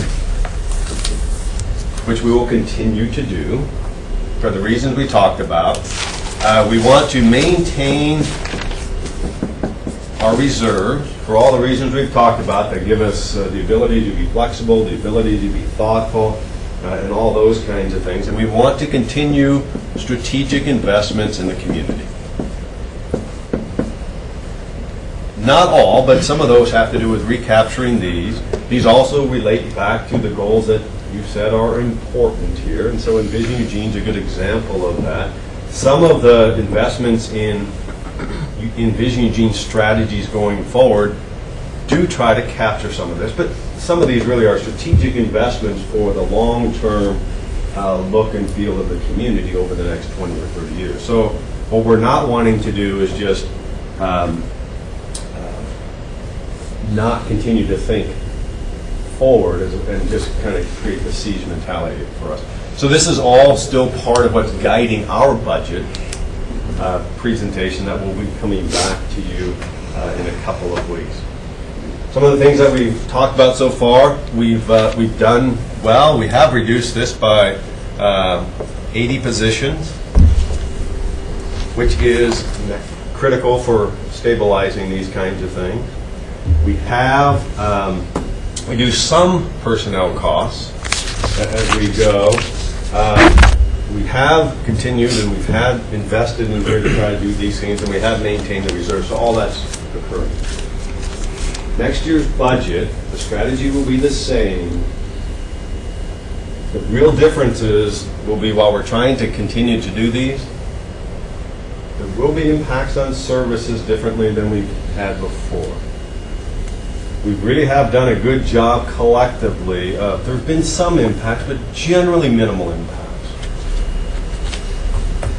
The FY13 budget and going forward, there will be impact, and you will have to make some difficult decisions around services that not all constituencies in this community are going to be really happy about. So the other piece is there will be impacts on employees. Barring some really miracle out of here, I expect that I'll have to lay off some employees this year. I don't like to do that for all the reasons that we talk about. People's jobs are sacrosanct in the sense that for me, they provide ability to maintain a quality of life, take care of families. They provide self-esteem. They provide respect. There's a whole lot of things that go along with jobs. So actually laying off employees is really a hard thing. This year, I think we'll end up being that. So that's going to be a part of the conversation that we'll have going forward. But know that this hasn't changed for us internally. This is the whole philosophy that we're still moving forward. And if you think about this, it really reflects the triple bottom line that we talk about. And that is really a guiding principle as we think about what we do inside the organization and outside the organization. Because when we think about social equity, really that impacts a lot of the services. Yesterday, I thought Renee, when she talked about cultural services and recreation in the library, a whole lot of those things and maintaining accessibility for all is a social equity piece, and so that's an important part of us for maintaining services, as well as a lot of other services. From an employee standpoint, there's definitely a lot of social equity, because if you have a job, you don't have a job, that's a big deal. Mm-hmm. And so we do work on that also. Our strategic investments up in here also have a sustainable development environmental component to it. Envision Eugene is a triple bottom line framework itself, and so our strategic investments in Envision Eugene also talk about the environmental side of things, our climate energy action plan, food security, the resources, maintaining parks, maintaining open space for the future. All of that's still important, and so we think about those kinds of things. And then, of course, the economics is this piece here. So we anticipate really some good discussions with this group. The temptation, and the reason why I know this is we have this internally, the temptation will be to kick the can down the road. There's no doubt about that. And what that will look like, I think, is we'll want to, of the 7 million, we'll want to try to capture less. And we'll say, well, let's not do some of that. Let's go ahead and kick that down the road. So rather than collecting X amount, we're going to collect or close by X minus. And that's okay. Absolutely, you get to make those choices, and we will implement all those to the fullest. Not a problem. We just want to make sure we're mindful of it doesn't make the next year any easier, because that still will occur. So that'll be part of it. And we'll also have the temptation to use one-time money for ongoing expenses. That is, it just is. And so that's the other piece that will come into play. And so I'm just sort of giving you the heads up, particularly for those that are new on the budget committee. The others that are more veterans have kind of gone through some of that and sort of processed that. But those that are new, it will just be a natural temptation. That's okay, because we do that internally too. And so it's just going to be a good conversation. The reason, the other piece, and I appreciate Sue and Twyla bringing it up in several comments on the credit rating. Part of what I think that message is we get to AAA, that would be great, probably really hard to do that. I think one of the great things about that is that it stayed the same. Because to me, that gives such a level of confidence for the community around just the whole financial stewardship that all of you have shown. I'm confident will continue to show as we move into the future. That, to me, is one of the great messages of that, maintaining the credit rating. People can be confident in the community that you're being good stewards of their finances. Any thoughts or questions on that as we kind of move forward? Yeah, Andrea? So, there's a lot of different work groups, task force happening throughout, on ongoing. And so, some of the recommendations might come up that would, in a sense, affect, the footprint of the city, and some of the recommendations, mind you, not anything we voted on or, that the council has bought off on. But how is that going to look? How would that affect if we took some of the services out and allowed them to, fire and EMS is what I'm talking about. If we took that out of the footprint of the city and it created its own entity, would that be competing for funds? Would you foresee that they would take a chunk of the budget with them, or would there be an expectation that they would create their own? I mean, I don't really know how that would affect this, and I'm just I wonder how that'll fit in.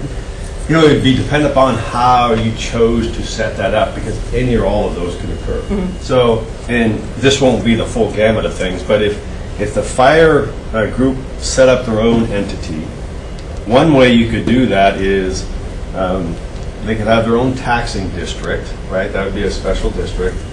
They could collect their own taxes, and then the question would be is, do you correspondingly reduce the amount in our budget here and pass that on to them, mm-hmm. and that way our total budget decreases, but those assets are gone away, and they collect their own tax that way? Or can they go collect their own tax and you keep all or a part of it back here? And part of that will impact the taxpayer differently. Mm-hmm. So if you leave it all back here and they go off for a taxing district, then the taxpayer will necessarily pay more to fill up that other bucket. Mm-hmm. Take some of this money over there, they may pay less, or not less, but the same or a little bit more in order to fill up that bucket. So it really depends on how you set that up. So all of those occur. Or, there's other models that the chief talks about, but the one you're talking about, I think, it could have an impact depending on how you choose to mm-hmm. set that up. Well, it would be a broader, the recommendation would be a broader, be bigger than just the city of Eugene. And yes, it would. Kind of why it's hard for me to kind of mm-hmm. how it would work. And so it could have a very significant positive impact on us staying here, because if some or all the money stays here, that would have an impact, because the fire budget's, I don't know, 25 million or 30 million. General fund, or something like that. So if all of that stayed here, wow, you could fund a whole lot of sustainable kinds of things for an extra 25 or 30 million. Somebody would still have to pay that other 25 or 30 million. Thank you. Chris? I would just reinforce what you're saying about the fact that we happen to be a budget committee that can't keep kicking the can down the road. I've been pleased in the past with the fact that we haven't tended to do that. I think previous folks have been willing to kick the can on things like street maintenance and other kinds of things, and we have not done that, and I would just reinforce the fact that we can't do that. I think the fact that we went to a outcome-based budgeting model about 4 years ago is a demonstration of our willingness to confront some tough stuff. And so I think going into this process, I appreciate the fact that you're trying to be as comprehensive as possible to presenting what the need is, and I would really want us to continue to do that so that we can confront really difficult choices, because I think this is where we're going to have to make some of those tough choices. And I appreciate how careful and deliberate you are, but I think we need to look at all of the different options. Betty? Oh, and then the mayor. Sorry, Betty, then the mayor. What services were you thinking of that might be reduced or eliminated? That'll be part of the February 22nd conversation, and so we're still kind of putting all that together. So that'll be a presentation for the 22nd. I'm not comfortable sort of Okay. talking about those specifics. And I'm thinking, in response to what Chris said, it's true we're doing something about the streets, but we're doing it with extra revenue, which we're getting from the people. And for all of these things, if they're important, what we need is extra revenue, really. And we need to find ways to get more tax money out of someplace. And I think that's an important part of the conversation you can have, because that's one of the But ways. it isn't just that we got more responsible about the streets. We asked for money and we got it and we're spending it. We didn't get it from some other place. And and I'll come back to you, Mayor, real quick. On the new revenue side, new revenue can be either to close the existing gap to be a stable budget. Remember, there's still $7 million in there, or the new revenue is for expanded, sustainable budget kind of thing. So I think that's also part of that discussion that has to occur. Yeah? So I know that you've made an effort internally in terms of health of the employees and the effort for creating a place for people to exercise and some challenges and things like that, and I think that's great. I just wondered if you really looked into city clinic that are used in other places to reduce the more expensive health care payments that we face. I've heard from other communities that they've saved substantial amounts of money by either, purchasing that for their in a sort of lower, not more expensive way, or providing a place on site that provides some of that basic level of clinic care. I don't know, Christy, you might know something. A little bit. So Myrnie Dowd, the risk services manager, manages all of the health benefit funds, and one of the things that she does is continually looking for ways, and she has evaluated the idea of having a clinic on site, what the cost would be. And at the time, I think about a year and a half ago, 2 years ago, when she looked at it, it wasn't a cost-saving strategy at that point. There were several, and I'd be happy to send a memo to this group if you're interested in learning more about that. But one of the things that she, and that we're looking at doing is just managing health costs overall and focusing on preventative and wellness to lower, overall health expenditures. But at the time that we looked at that previously, it didn't show a cost savings to the organization to do that. So. Well, just to tag on to that, we're moving over to the county, and the county has a community health center, Mm-hmm. and they've already got that embedded in their process. And so, maybe it would be a way. Really good. Looking at how different communities and working in the healthcare field, a lot of people are hooking up with these like Costco membership kind of healthcare situations for basic, like colds and flus That's right. and shots and, women's health. And then they're carrying a catastrophic insurance, which, is definitely, for people who are healthy, that their chances are they're going to use that less. But that would cover any hospital, situations outside of what the clinic can provide. Right. And so, it might be worth looking at that possibility, what it would cost. If people want to, I don't know, I think people should have choice, but it's just a thought. Counselor, I think that you bring up a good point about the opportunities to partner with the other regional agencies, and it's something that we're actively looking at on some other fronts. One of the things that we always have to keep in mind is that our benefits are bargainable by contract, and so some of the changes that we make, we work closely with the unions on moving forward, and so. Yeah, but a good example of that, and I think Bernie's done a really nice job, as you mentioned earlier, that our rate of increase is significantly less than the rate of increase that others experience. And so that is good news. We still want to keep looking at some stuff. An example of that is, I think the chief mentioned yesterday, health between Springfield and us on the kind of fire side. There's some work going on there that, if that pans out, actually could save several hundreds of thousands of dollars on both sides, so it's not all accrued to us, but we get some of those savings, I think. So I think that's a great example that I think you're suggesting, to just keep looking for some of those partnerships. So, yeah, John and then Claire. And I guess I just have a question as far as the process going forward, and I don't know if you're going to address that and I should wait, or if I should just bring that up now. Christy, are you going to talk about that? I'm sorry, I missed The process of the budget committee going forward, because we Yeah. have had a significant change in the way that we are budgeting, and I just had some concerns that I'd like to bring up at some point. I was thinking that we would talk about the schedule moving forward and talk about the timing and the questions after we're done with the presentation. That's fine, if that and works. then I'll wait. I Okay. didn't know if that was going to be brought up, and then I'll address it then. Thanks, John. Yeah, I just had a general reaction to what you're going over here, and I appreciate you giving us a heads up that, we may have to see some employee layoffs, which is, something we've avoided, and I'm glad that we have, and that we may have, some proposals that members of the community are not going to like. I really feel like these last number of years, we heard that those things might have to happen, and the staff has really found ways, I think, and the council too, to help us avoid making some of those tough choices in previous years. We've made some hard choices, but I think you've really helped us having to avoid, really, really difficult decisions. I do have a question kind of along the lines of Councilor Polling's.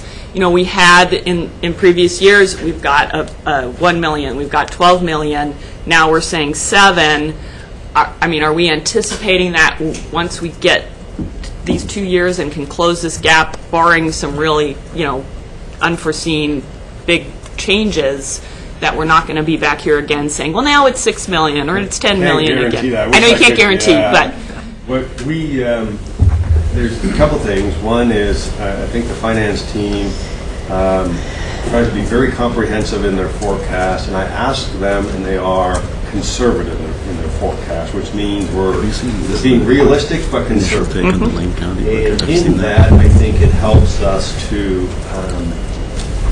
kind of moderate sort of the extent of it into the future. Just unfortunately, we just can't predict everything.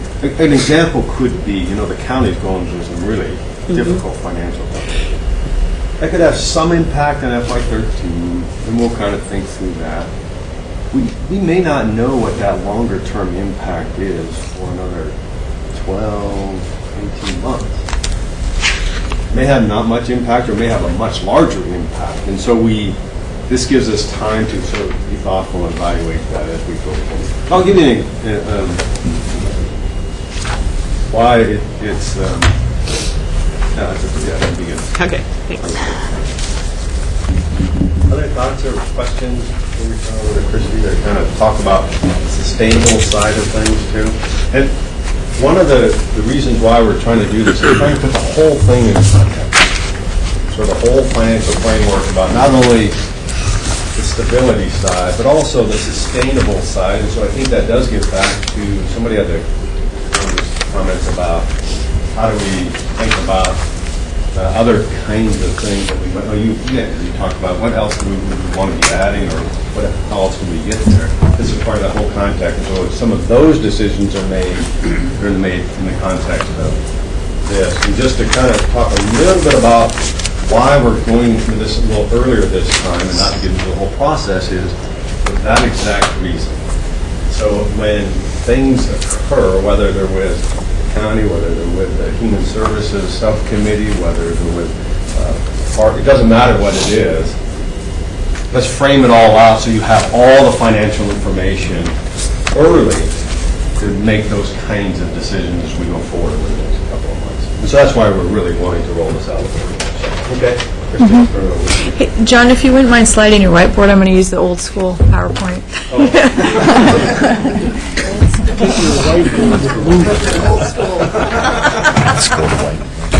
First started, I used those little overheads and that window.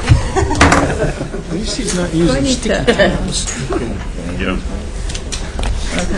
Postage sheets. I hate this old-fashioned stuff. Yeah, I know.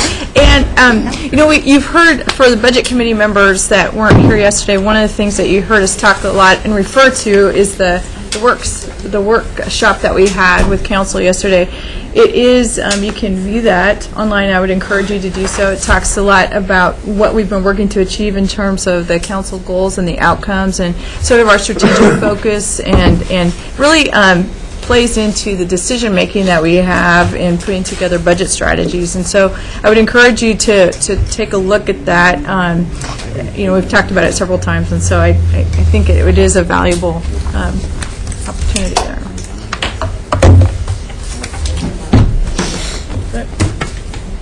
Yeah, see, I should probably be using the word.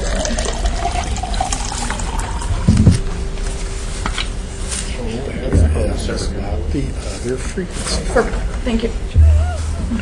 So the disadvantage of going last is a lot of the conversations that you've heard previously will be, a little bit, this will be kind of some of it will be a little bit summary and some will be new information.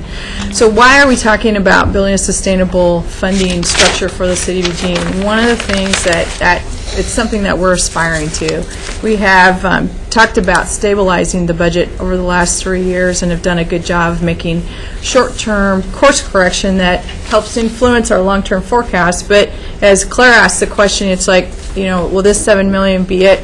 Don't know yet, but this also will bring forth some of those issues that we haven't been able to deal with as much as we would have liked to over the last 3 years because we are just doing the immediate course correction.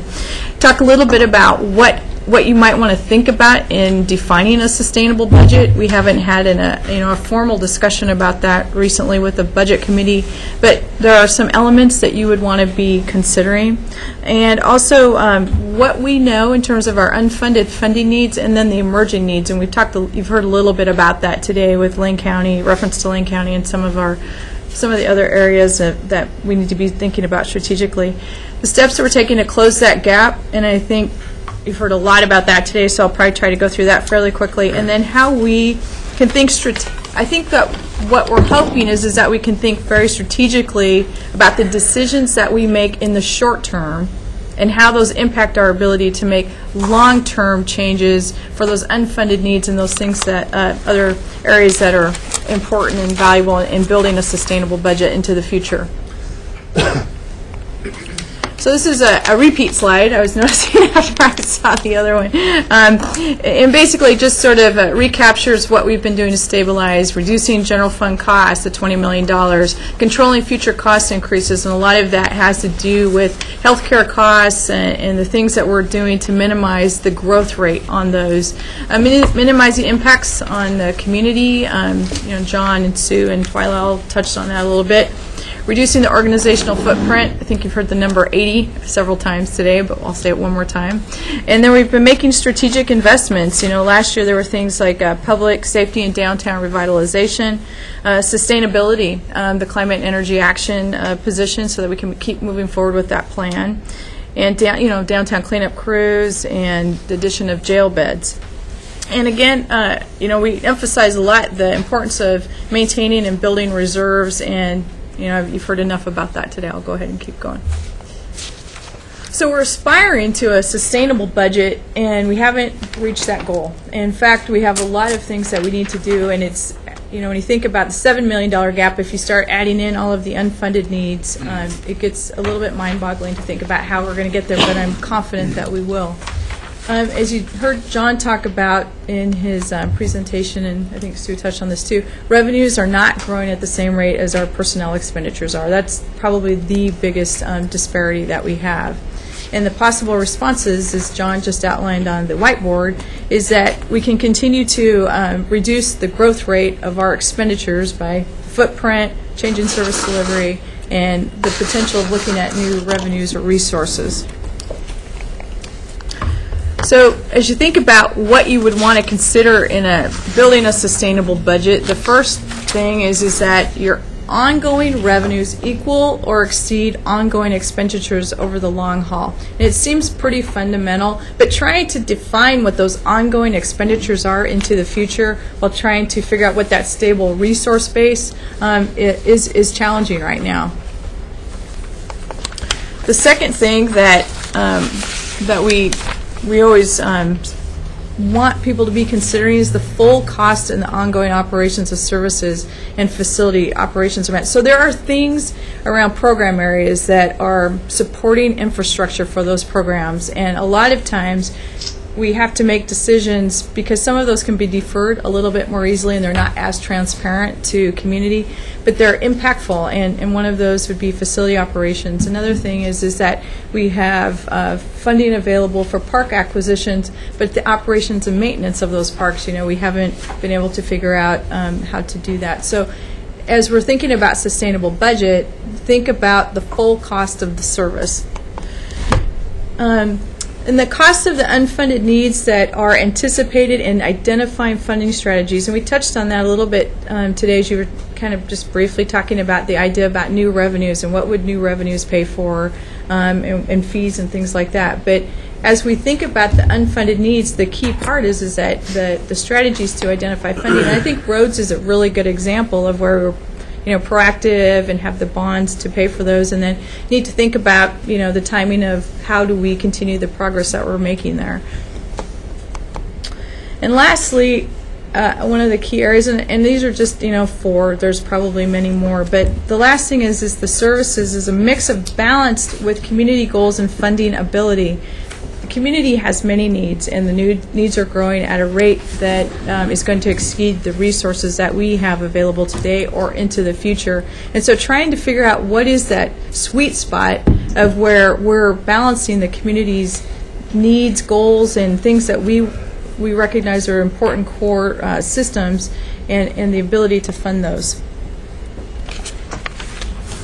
One of the things that we talk about is what is it that we do to help plan for building a sustainable budget. So you heard a lot about the forecast today, and every 2 years we switch to a 2-year cycle. We have a multi-year financial plan, and these are probably two of our most important financial planning tools that we have available, because they they help keep us aware of what is on the horizon and what we need to be planning for.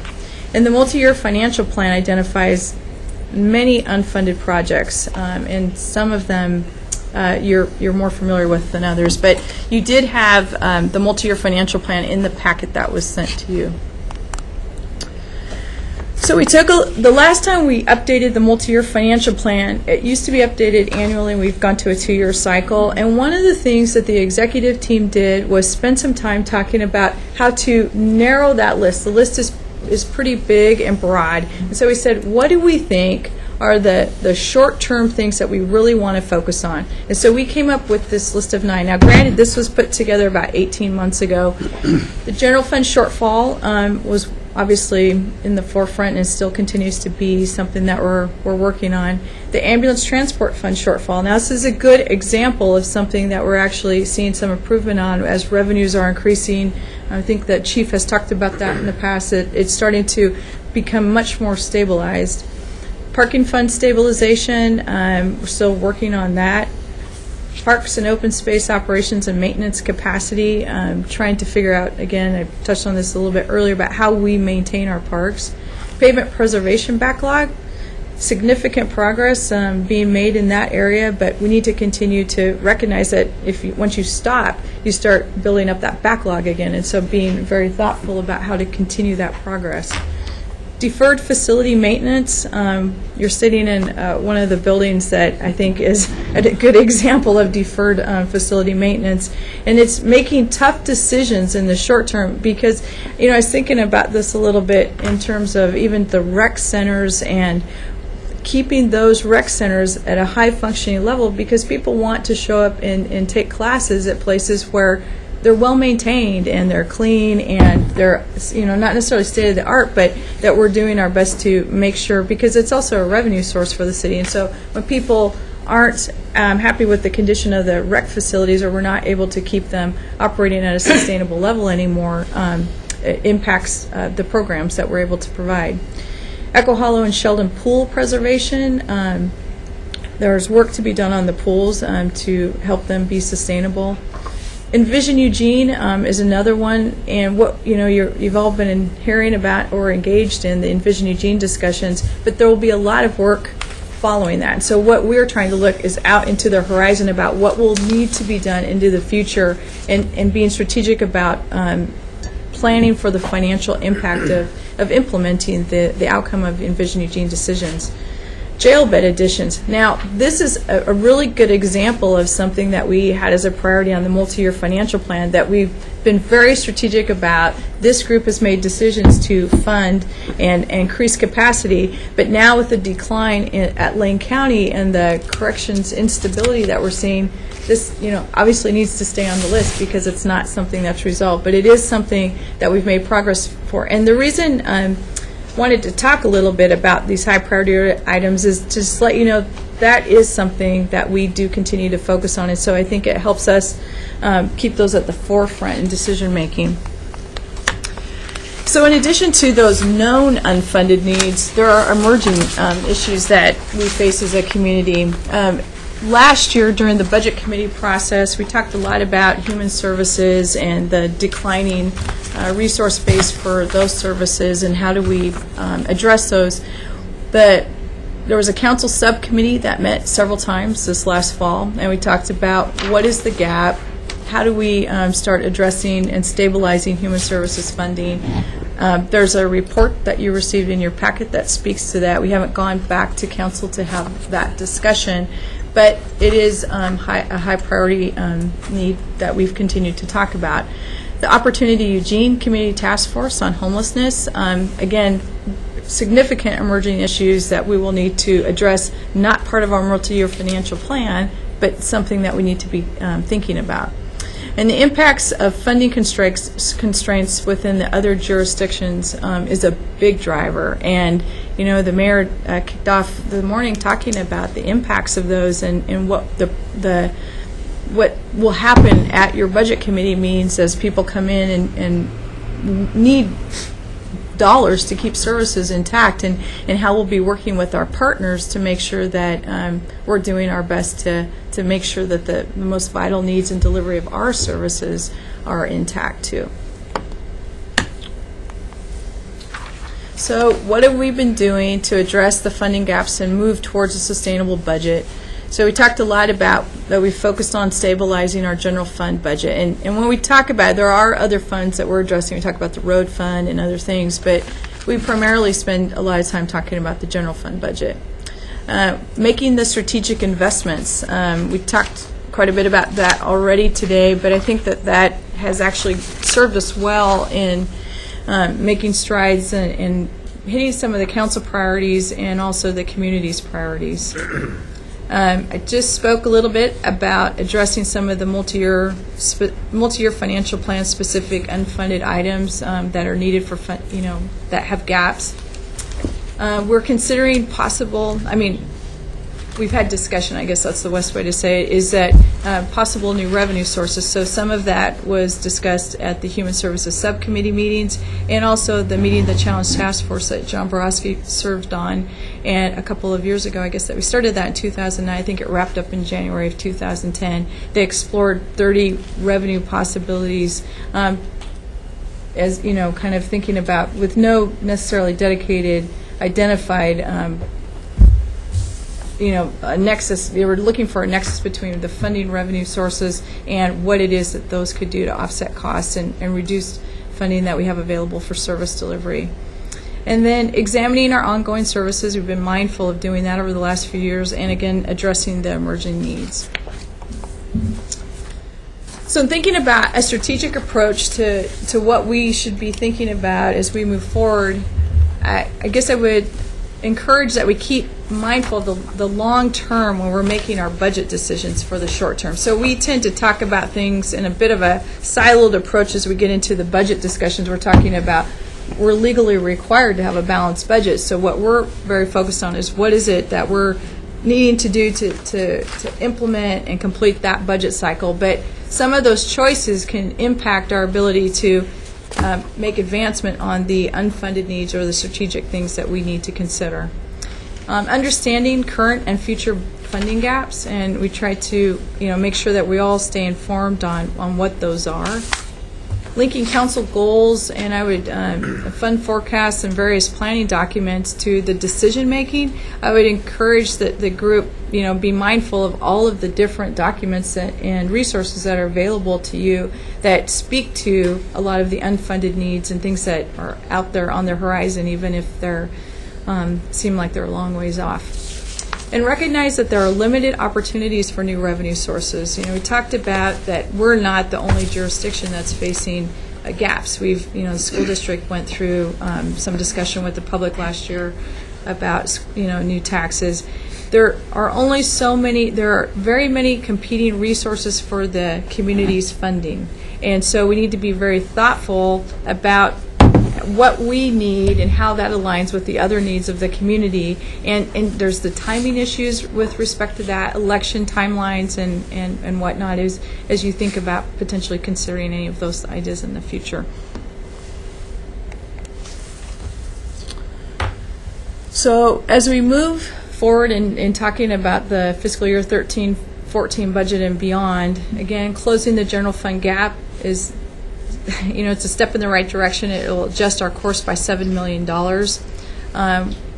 Working to agree on what the portfolio of ongoing services that reflect the community needs and fit within the ongoing revenue. So that's a really tough mix, and I talked a little bit about that and balancing community priorities with what our reality in terms of resource base is. Continuing to keep an eye on preserving our infrastructure. As being as these tough economic times, people have really had to hunker down, and so people that have maybe lost jobs or have limited income now, you start really focusing in on the priority things, and I think that's what we've done as an organization. For me personally at my home, as resources shrink, I think about my shelter, my food, gas, utilities, and just the basics, but I don't necessarily think about when I'm going to replace the roof. I start having a leak in the roof, and I think, well, I can deal with that for 1 or 2 years. And the next year, got a few more leaks in the roof, and it starts, adding to the problem. Then before you know it, but by the time I actually have the money to replace the roof, I'm spending more dollars on doing that because I've had to defer that because of short-term choices that I've had to make. So just being mindful of the importance of that. And then continuing to focus on clarity around what our highest priority unfunded needs are and figuring out ways to address those needs.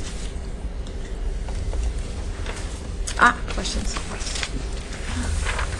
And I know a lot of that is a recap of a lot of what you've heard, but I would strongly encourage you to spend some time looking at the multi-year financial plan and, again, looking at keeping an eye on what's happening.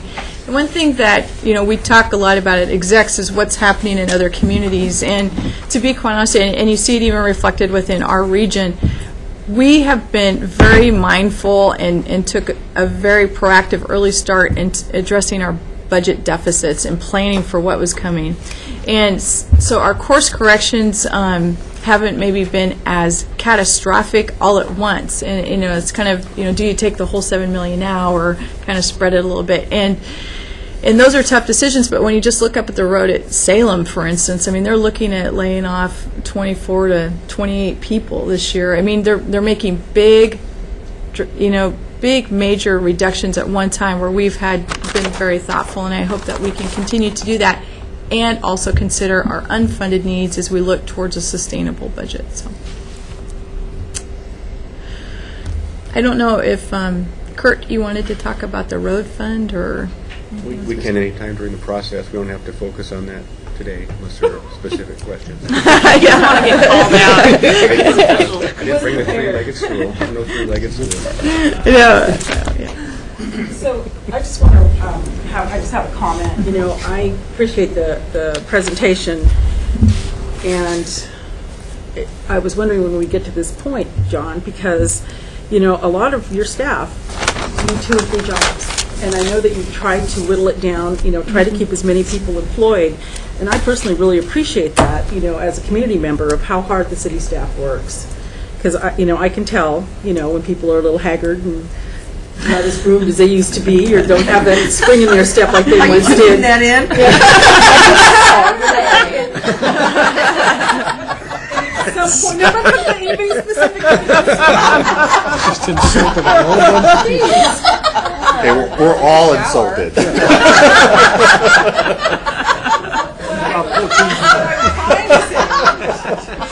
You should stop. Quit digging.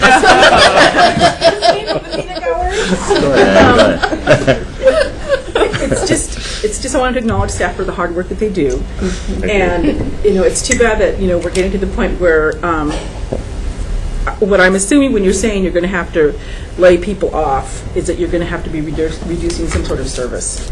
Yes. Because I think that you've been able to keep afloat with the services by having people do several jobs.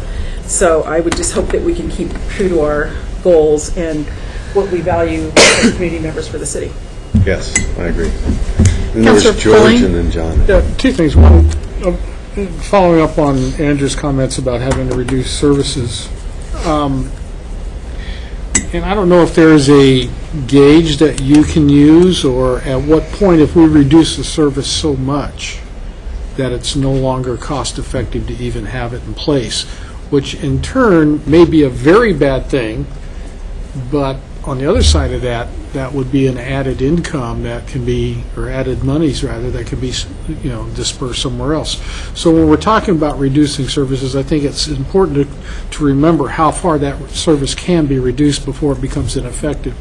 And then the other thing, the impacts on funding constraints in other jurisdictions. Do we have a list of IGAs or programs or something where not only the city of Eugene, but Springfield and or Lane County were involved in funding programs or whatever the case may be? And do we have a sense on where the other agencies are looking at their reductions? And if they're reducing from one of these committees or whatever it is, or IGAs or whatever it is that we're involved in, is it going to be that devastating that that function is no longer, again, along the same lines? Is it no longer going to be able to function? And is it worth it to continue, since we're not going to be able to pick up the slack like we have over the past years, to completely fund these programs? So those are 2 things that I think we need to keep in mind when we're looking at where we're going to be making our reductions. George, I think that's a really nice point, because part of what we do, Gino and Leanne and I, for example, we meet not infrequently. I know Sarah and Jeff and others and on the staff. It's a little bit of a, kind of a movement, because we try to kind of think about that, and then it depends a little bit on what our elected officials choose to do that has some impact on the other jurisdiction for some of the things I think you're thinking about. And so it's a little bit of a unchoreographed dance to try to kind of work through all of that, but I think it's a nice, we need to be very mindful of that, because some of the things that we feel like we're in isolation really impact others, and vice versa, to get to that. And by Gino and Leanne, you mean the Springfield City Manager and the Lane County Administrator. Not everyone might know them by their first name. Thank you. Thank you. John Borowski? All right, well, I guess that kind of dovetails a little bit into my concerns over the process. The budget process that we're going through this year, being put forth by the city manager and staff, is a little bit different than we've done historically. And I think that there is positive aspects to that, but I think there also could be some concerns that I'd like to bring forth to the body. We've always talked about in the past that we want to be more involved as a budget committee in the formation of the budget, and I think that's what we're seeing in these February meetings. My concern, and I'm all for that, where we can give input and talk about what's going to actually be in the budget document. My concern is the fact that the city manager is, when he talks about his presentation on the 22nd, that won't be the city manager's budget recommendation as prescribed by Oregon budget law. His budget presentation will be on Wednesday, the 18th of April. And if we go by this calendar that we have in front of us, we're scheduled to have a public hearing on that. We'll receive the budget, city manager's budget message, which he tells us what the changes are going to be. We'll actually get the document that week. We'll be asked to have a public hearing on it and take action and recommendations all in 3.5 hours.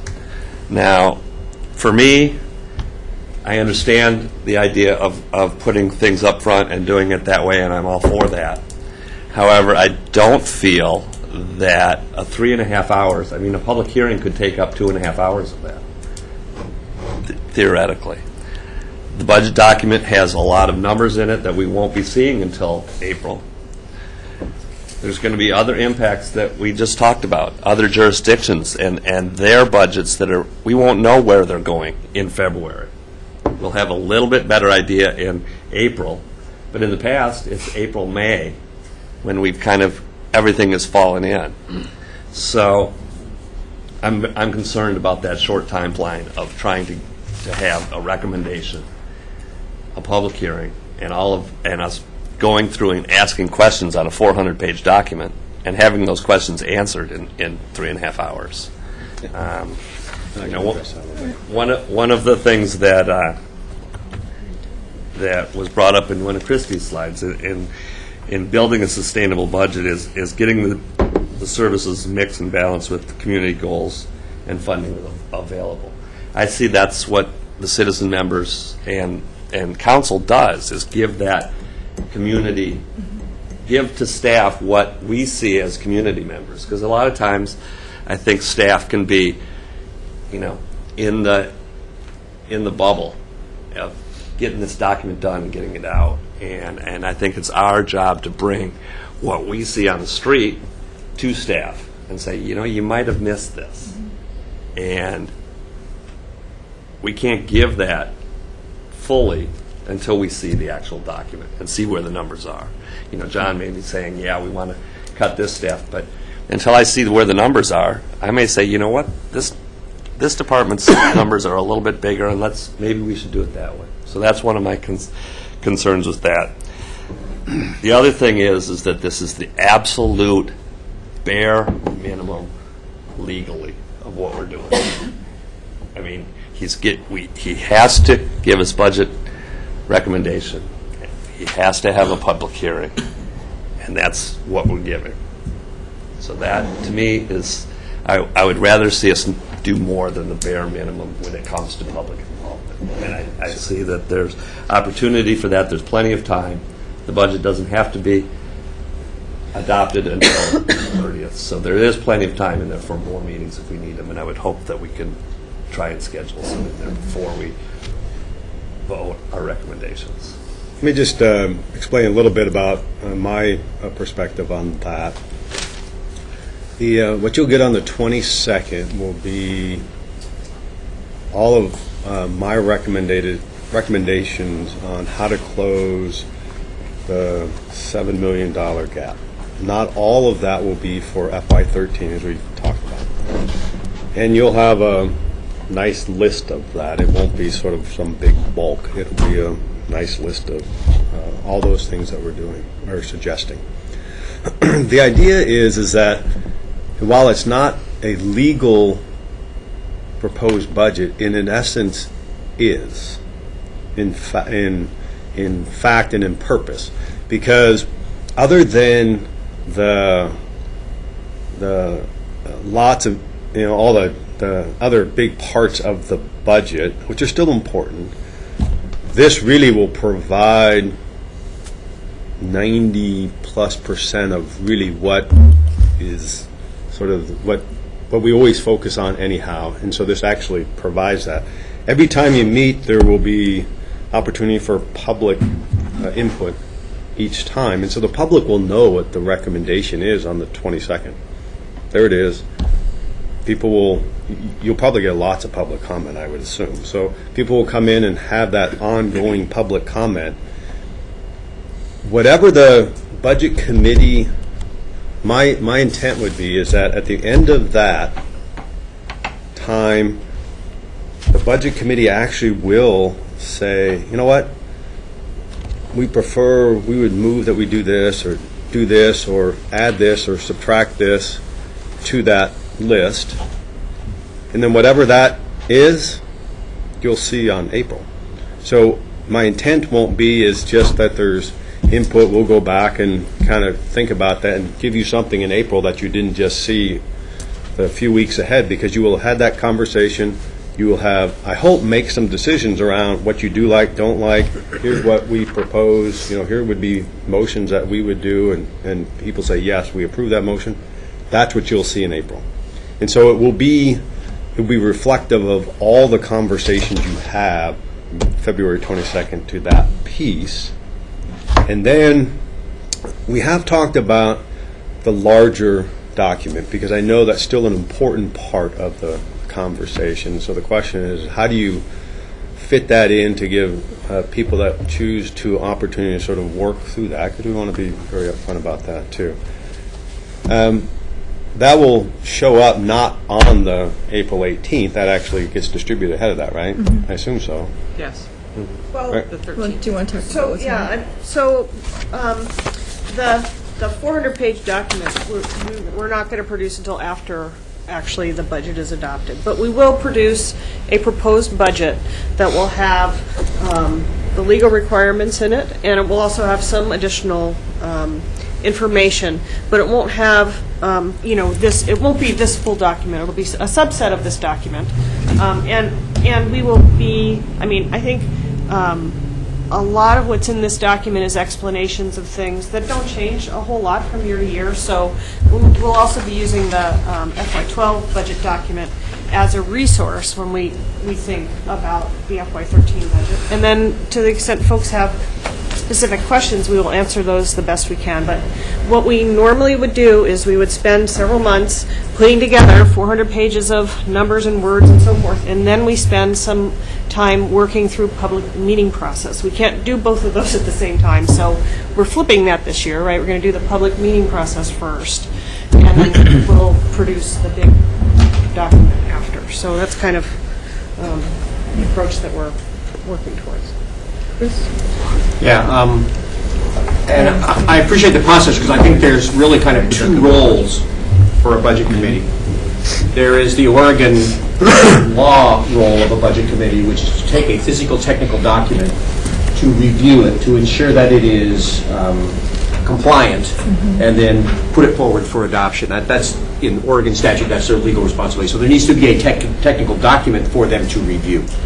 And I think what I'm hearing is I want to have sufficient time with that technical document to fulfill that legal requirement, whatever that is. And I think we can probably do that, but we need to be mindful of having the time to do it. The second role of the budget committee is not necessarily one that is in legal, but it's what many, many, many jurisdictions allow budget committees to do. Some to a greater degree than others, and that is to provide the budget committee an opportunity to comment on the concepts and priorities of the budget. I've been on some budget committees where that was absolutely not what their role was. They looked at the technical document, they decided if it was compliant, they approved it, and they went home.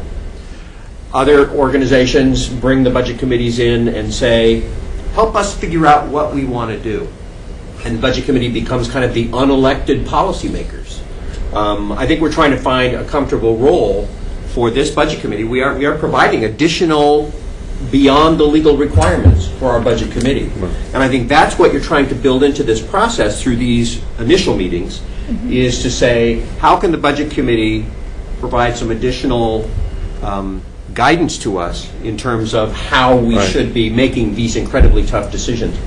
And so I think the process that's on the schedule here is that front-end piece. And what I'm hearing John say is, I just want to be comfortable that you've also got the legal part in place, and I don't think we'll have a problem with that, but I do think we need to make sure that the Budget Committee has enough time with the technical document to fulfill their legal requirements. And I think that's absolutely doable. I don't think that should be a problem.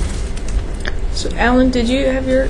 Yeah. Okay, Alan, Claire, and then Andrea. And then Betty. And then Betty, okay. So I really like this change in process as well, for two reasons. The first is that the way that this is structured, and one of the problems I've always had with the process was that the city manager goes away, does his recommendation, brings it back to us, and then we react to it. This has more of a flavor of, here's the outline of it, what do you think, let's modify it, and let's look at it at the front end in February before we build this 200, 400-page document, and allows us to have some more input into it from a strategic standpoint, which to me is much more beneficial than going over page 387, line 42. Having said that, I think sometimes the 400-page document is not that valuable to us. It's most of it, probably 90% of it, is actually the same as it was the year before. And what I'd rather see is a document, and we've done this a couple of times, where we actually look at what was changed from last year to this year, and focus on that, because that's the real guts of the ongoing budget process. For the new people, that doesn't work so well, though, because they don't have that background to be able to do that. So they can all get a 400-page document from last year and read it, because it's going to be 95% or 90% the same, and you'll get that, and through your orientation you'll be able to figure out what's going on with the budget. But I think this process is a little bit more input from us, a little more strategic, and when we get to the final process, the reality is we make some changes, and most years we make very minor changes. One year we spent, I think, like 4 hours arguing over $7,000. That's the way it works. It's infamous. Yeah. So, because the budget comes to us and we tweak it. We don't really, it's not wholesale. So this process actually front-loaded gives us an opportunity to have input on the strategic nature of it. Yeah, so I'm also kind of excited about doing this process this way, and when Christy and I talked about it, I said, well, it's a little bit of an experiment since we haven't done it before, and we may see some bugs in it that we need to make sure don't happen again. I'm especially pleased because I think we have a number of brand new budget committee members, so they're not coming to this with a predetermined idea of this is how we go through the process, and so I think that will add value to doing it this new way. But I also said to John, that I am looking for John, who has the most experience serving on a budget committee, and Alan has quite a ton as well, to give us the red flag if he sees that, this isn't enough time really, or I have a concern here around this technical issue. Not to put it all on John, but so we have some good perspective, I think, on both sides of this idea. And I think Christy said that they were going to give us, some kind of document on the 13th of April, which is the Friday before that Wednesday. So you'll have the weekend to look through the paperwork. And we also did talk about the fact that we would be open and anticipating if we need to add another meeting to that April calendar. So, I think we just want to approach this as a new opportunity to, as we're saying, kind of front load the process with the full budget committee's input, but be open to the idea that this is the first time we're really approaching it this way, so there may be some unanticipated things that we need to take into account as we work the process. Andrea? So, you mean we won't be getting the draft budget? Actually, The one that you recycle. So, what I would like to say to this conversation is, there's a lot of work going on that could conceivably change how the budget looks. I mean, we have our, I think it was a task force on... Opportunity Task Yeah, Force. Opportunity Task Force. 4 of us counselors did a Human Services Subcommittee, and all those have budget implications. The EMS Task Force has budget implications. So I think as that work winds up, there might be some changes that we'll be bringing to the Budget Committee and saying, what do you think? And so I think that this process would be probably beneficial in those circumstances. Betty? I just think it's a great improvement over the past process. Sounds as if it will be, at least, and I agree with most of what Alan said. I think, I didn't hear it all toward the end, but I think we have spent hours talking about nothing almost. We've wasted a lot of time sitting in meetings that wasn't necessary, and I think this sounds much better to me. Mayor?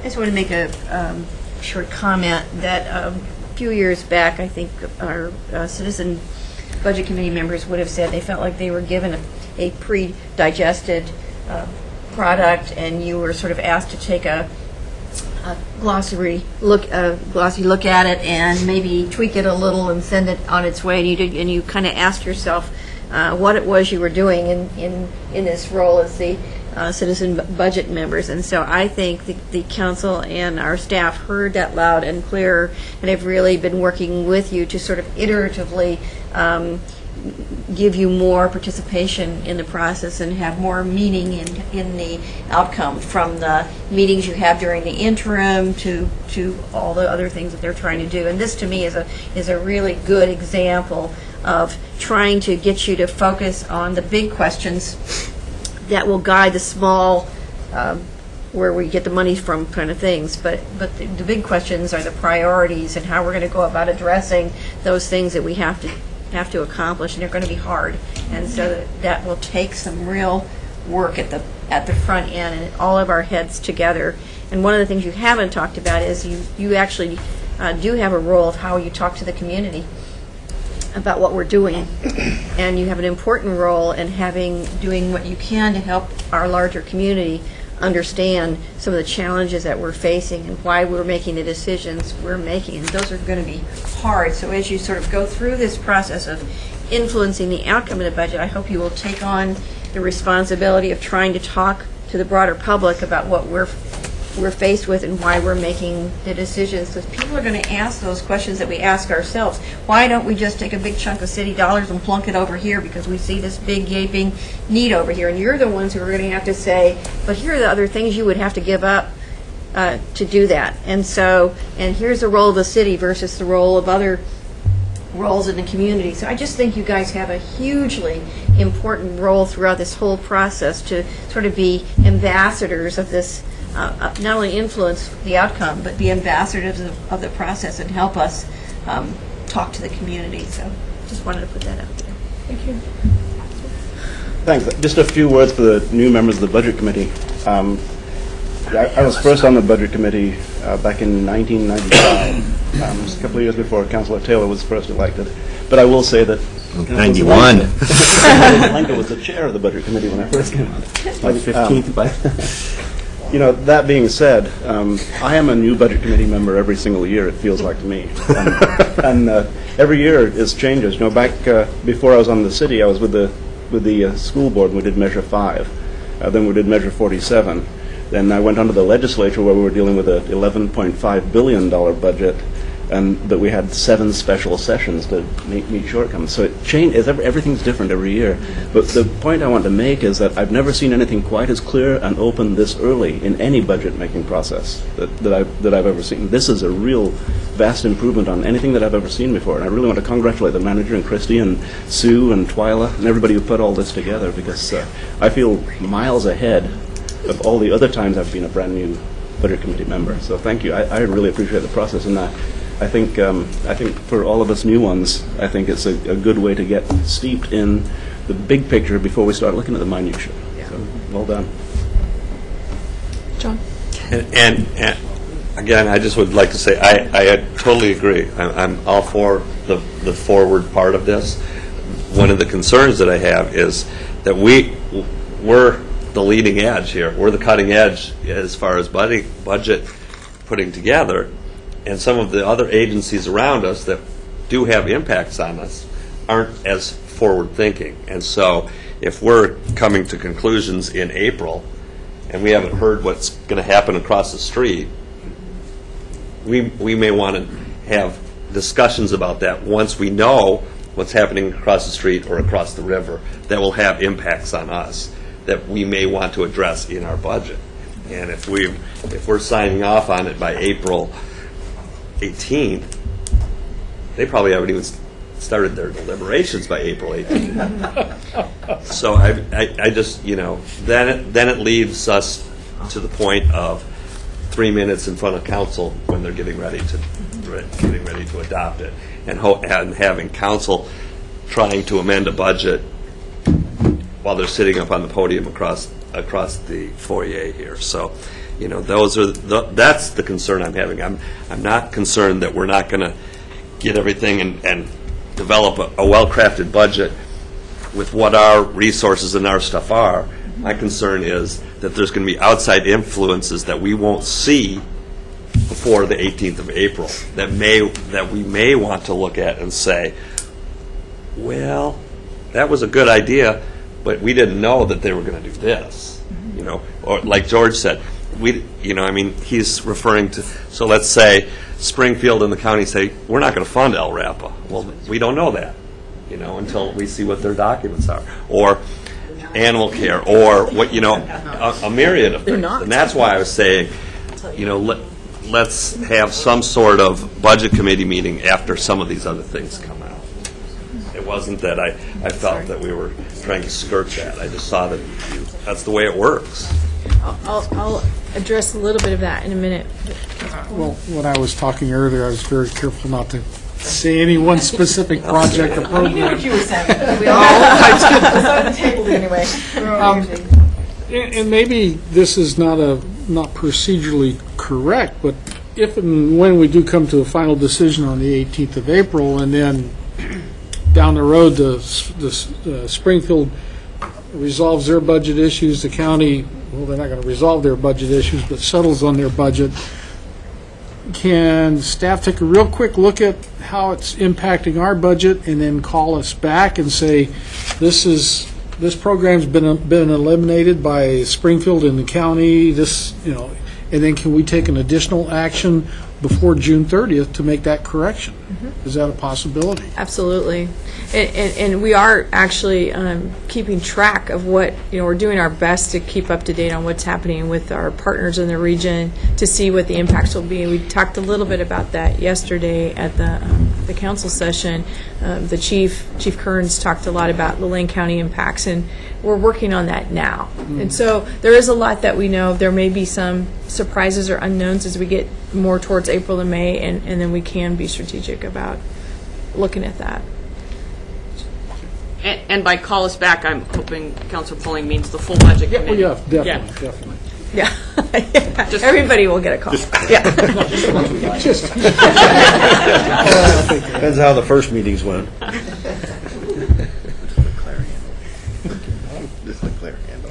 Other thoughts or comments on any of the things that we've presented today? One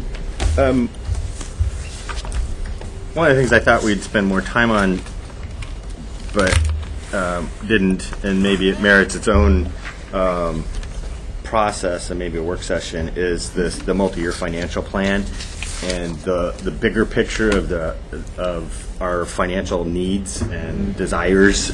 The laundry list of stuff that we want to do within the city is getting kind of long, or things that we have to do in the city is getting quite long, and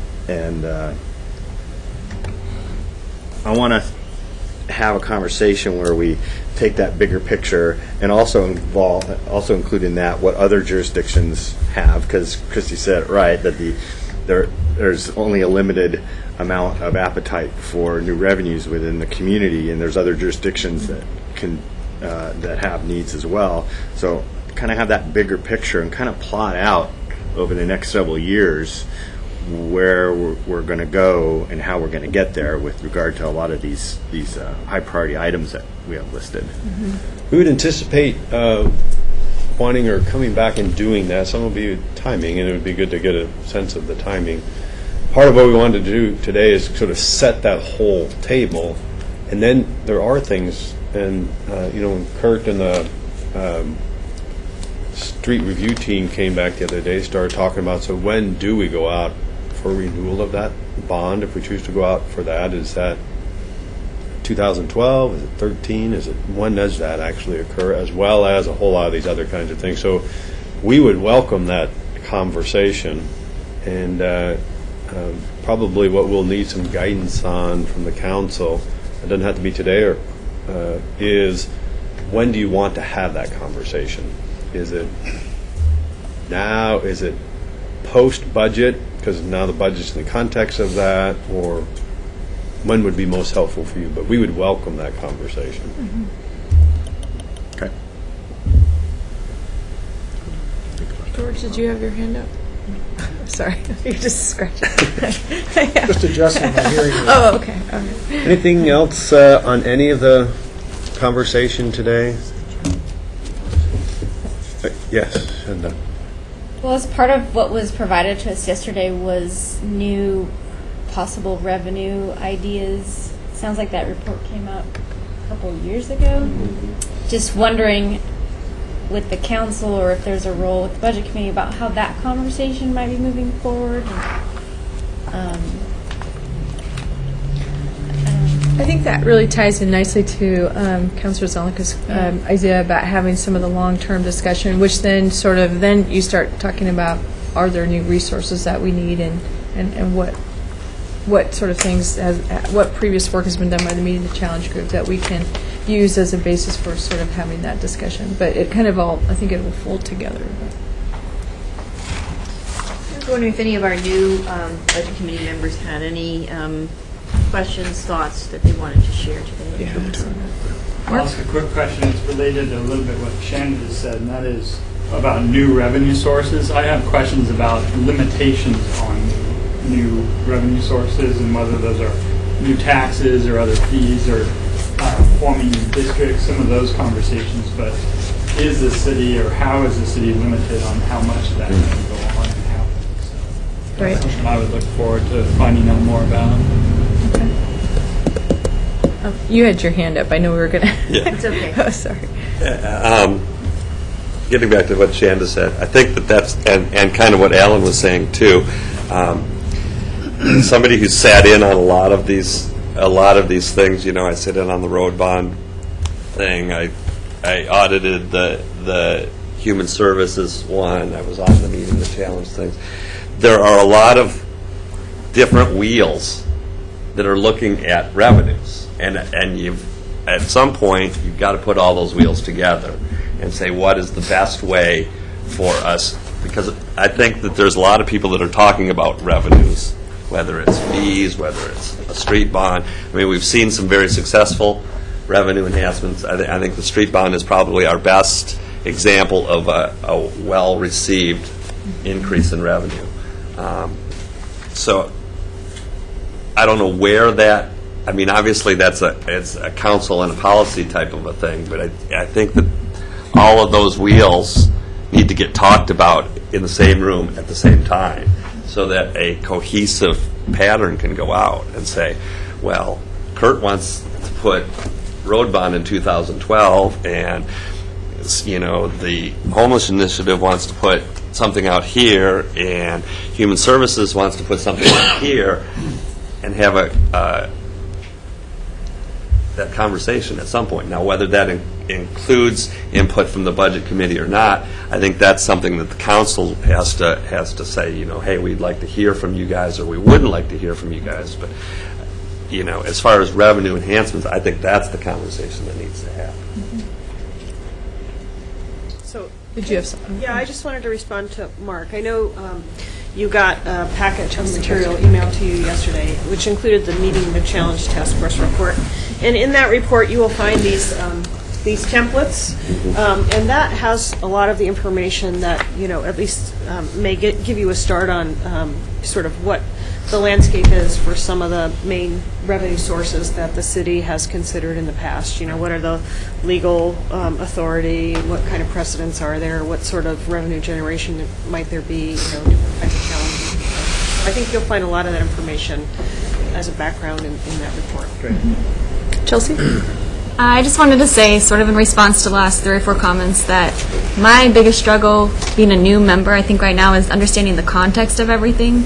So for me, the sooner we can have these conversations, the better, because it's all just a lot to take in. And the numbers tell one story, but to hear the stories about why we're funding this issue or this project gets me a lot further. So that would be helpful to me. So I just wanted to thank staff for, I think this is a really useful, good use of our time. I have to admit, I wasn't thrilled at the idea of coming to a budget committee meeting at 9 o'clock on a Saturday morning. I guess that's true. Oh, staff told us it was your idea. Yeah, right. So I felt like I got a lot out of this, and really appreciate the work that you all are doing to get us set up for, I think, a really positive, productive budget session. So I just wanted to say that.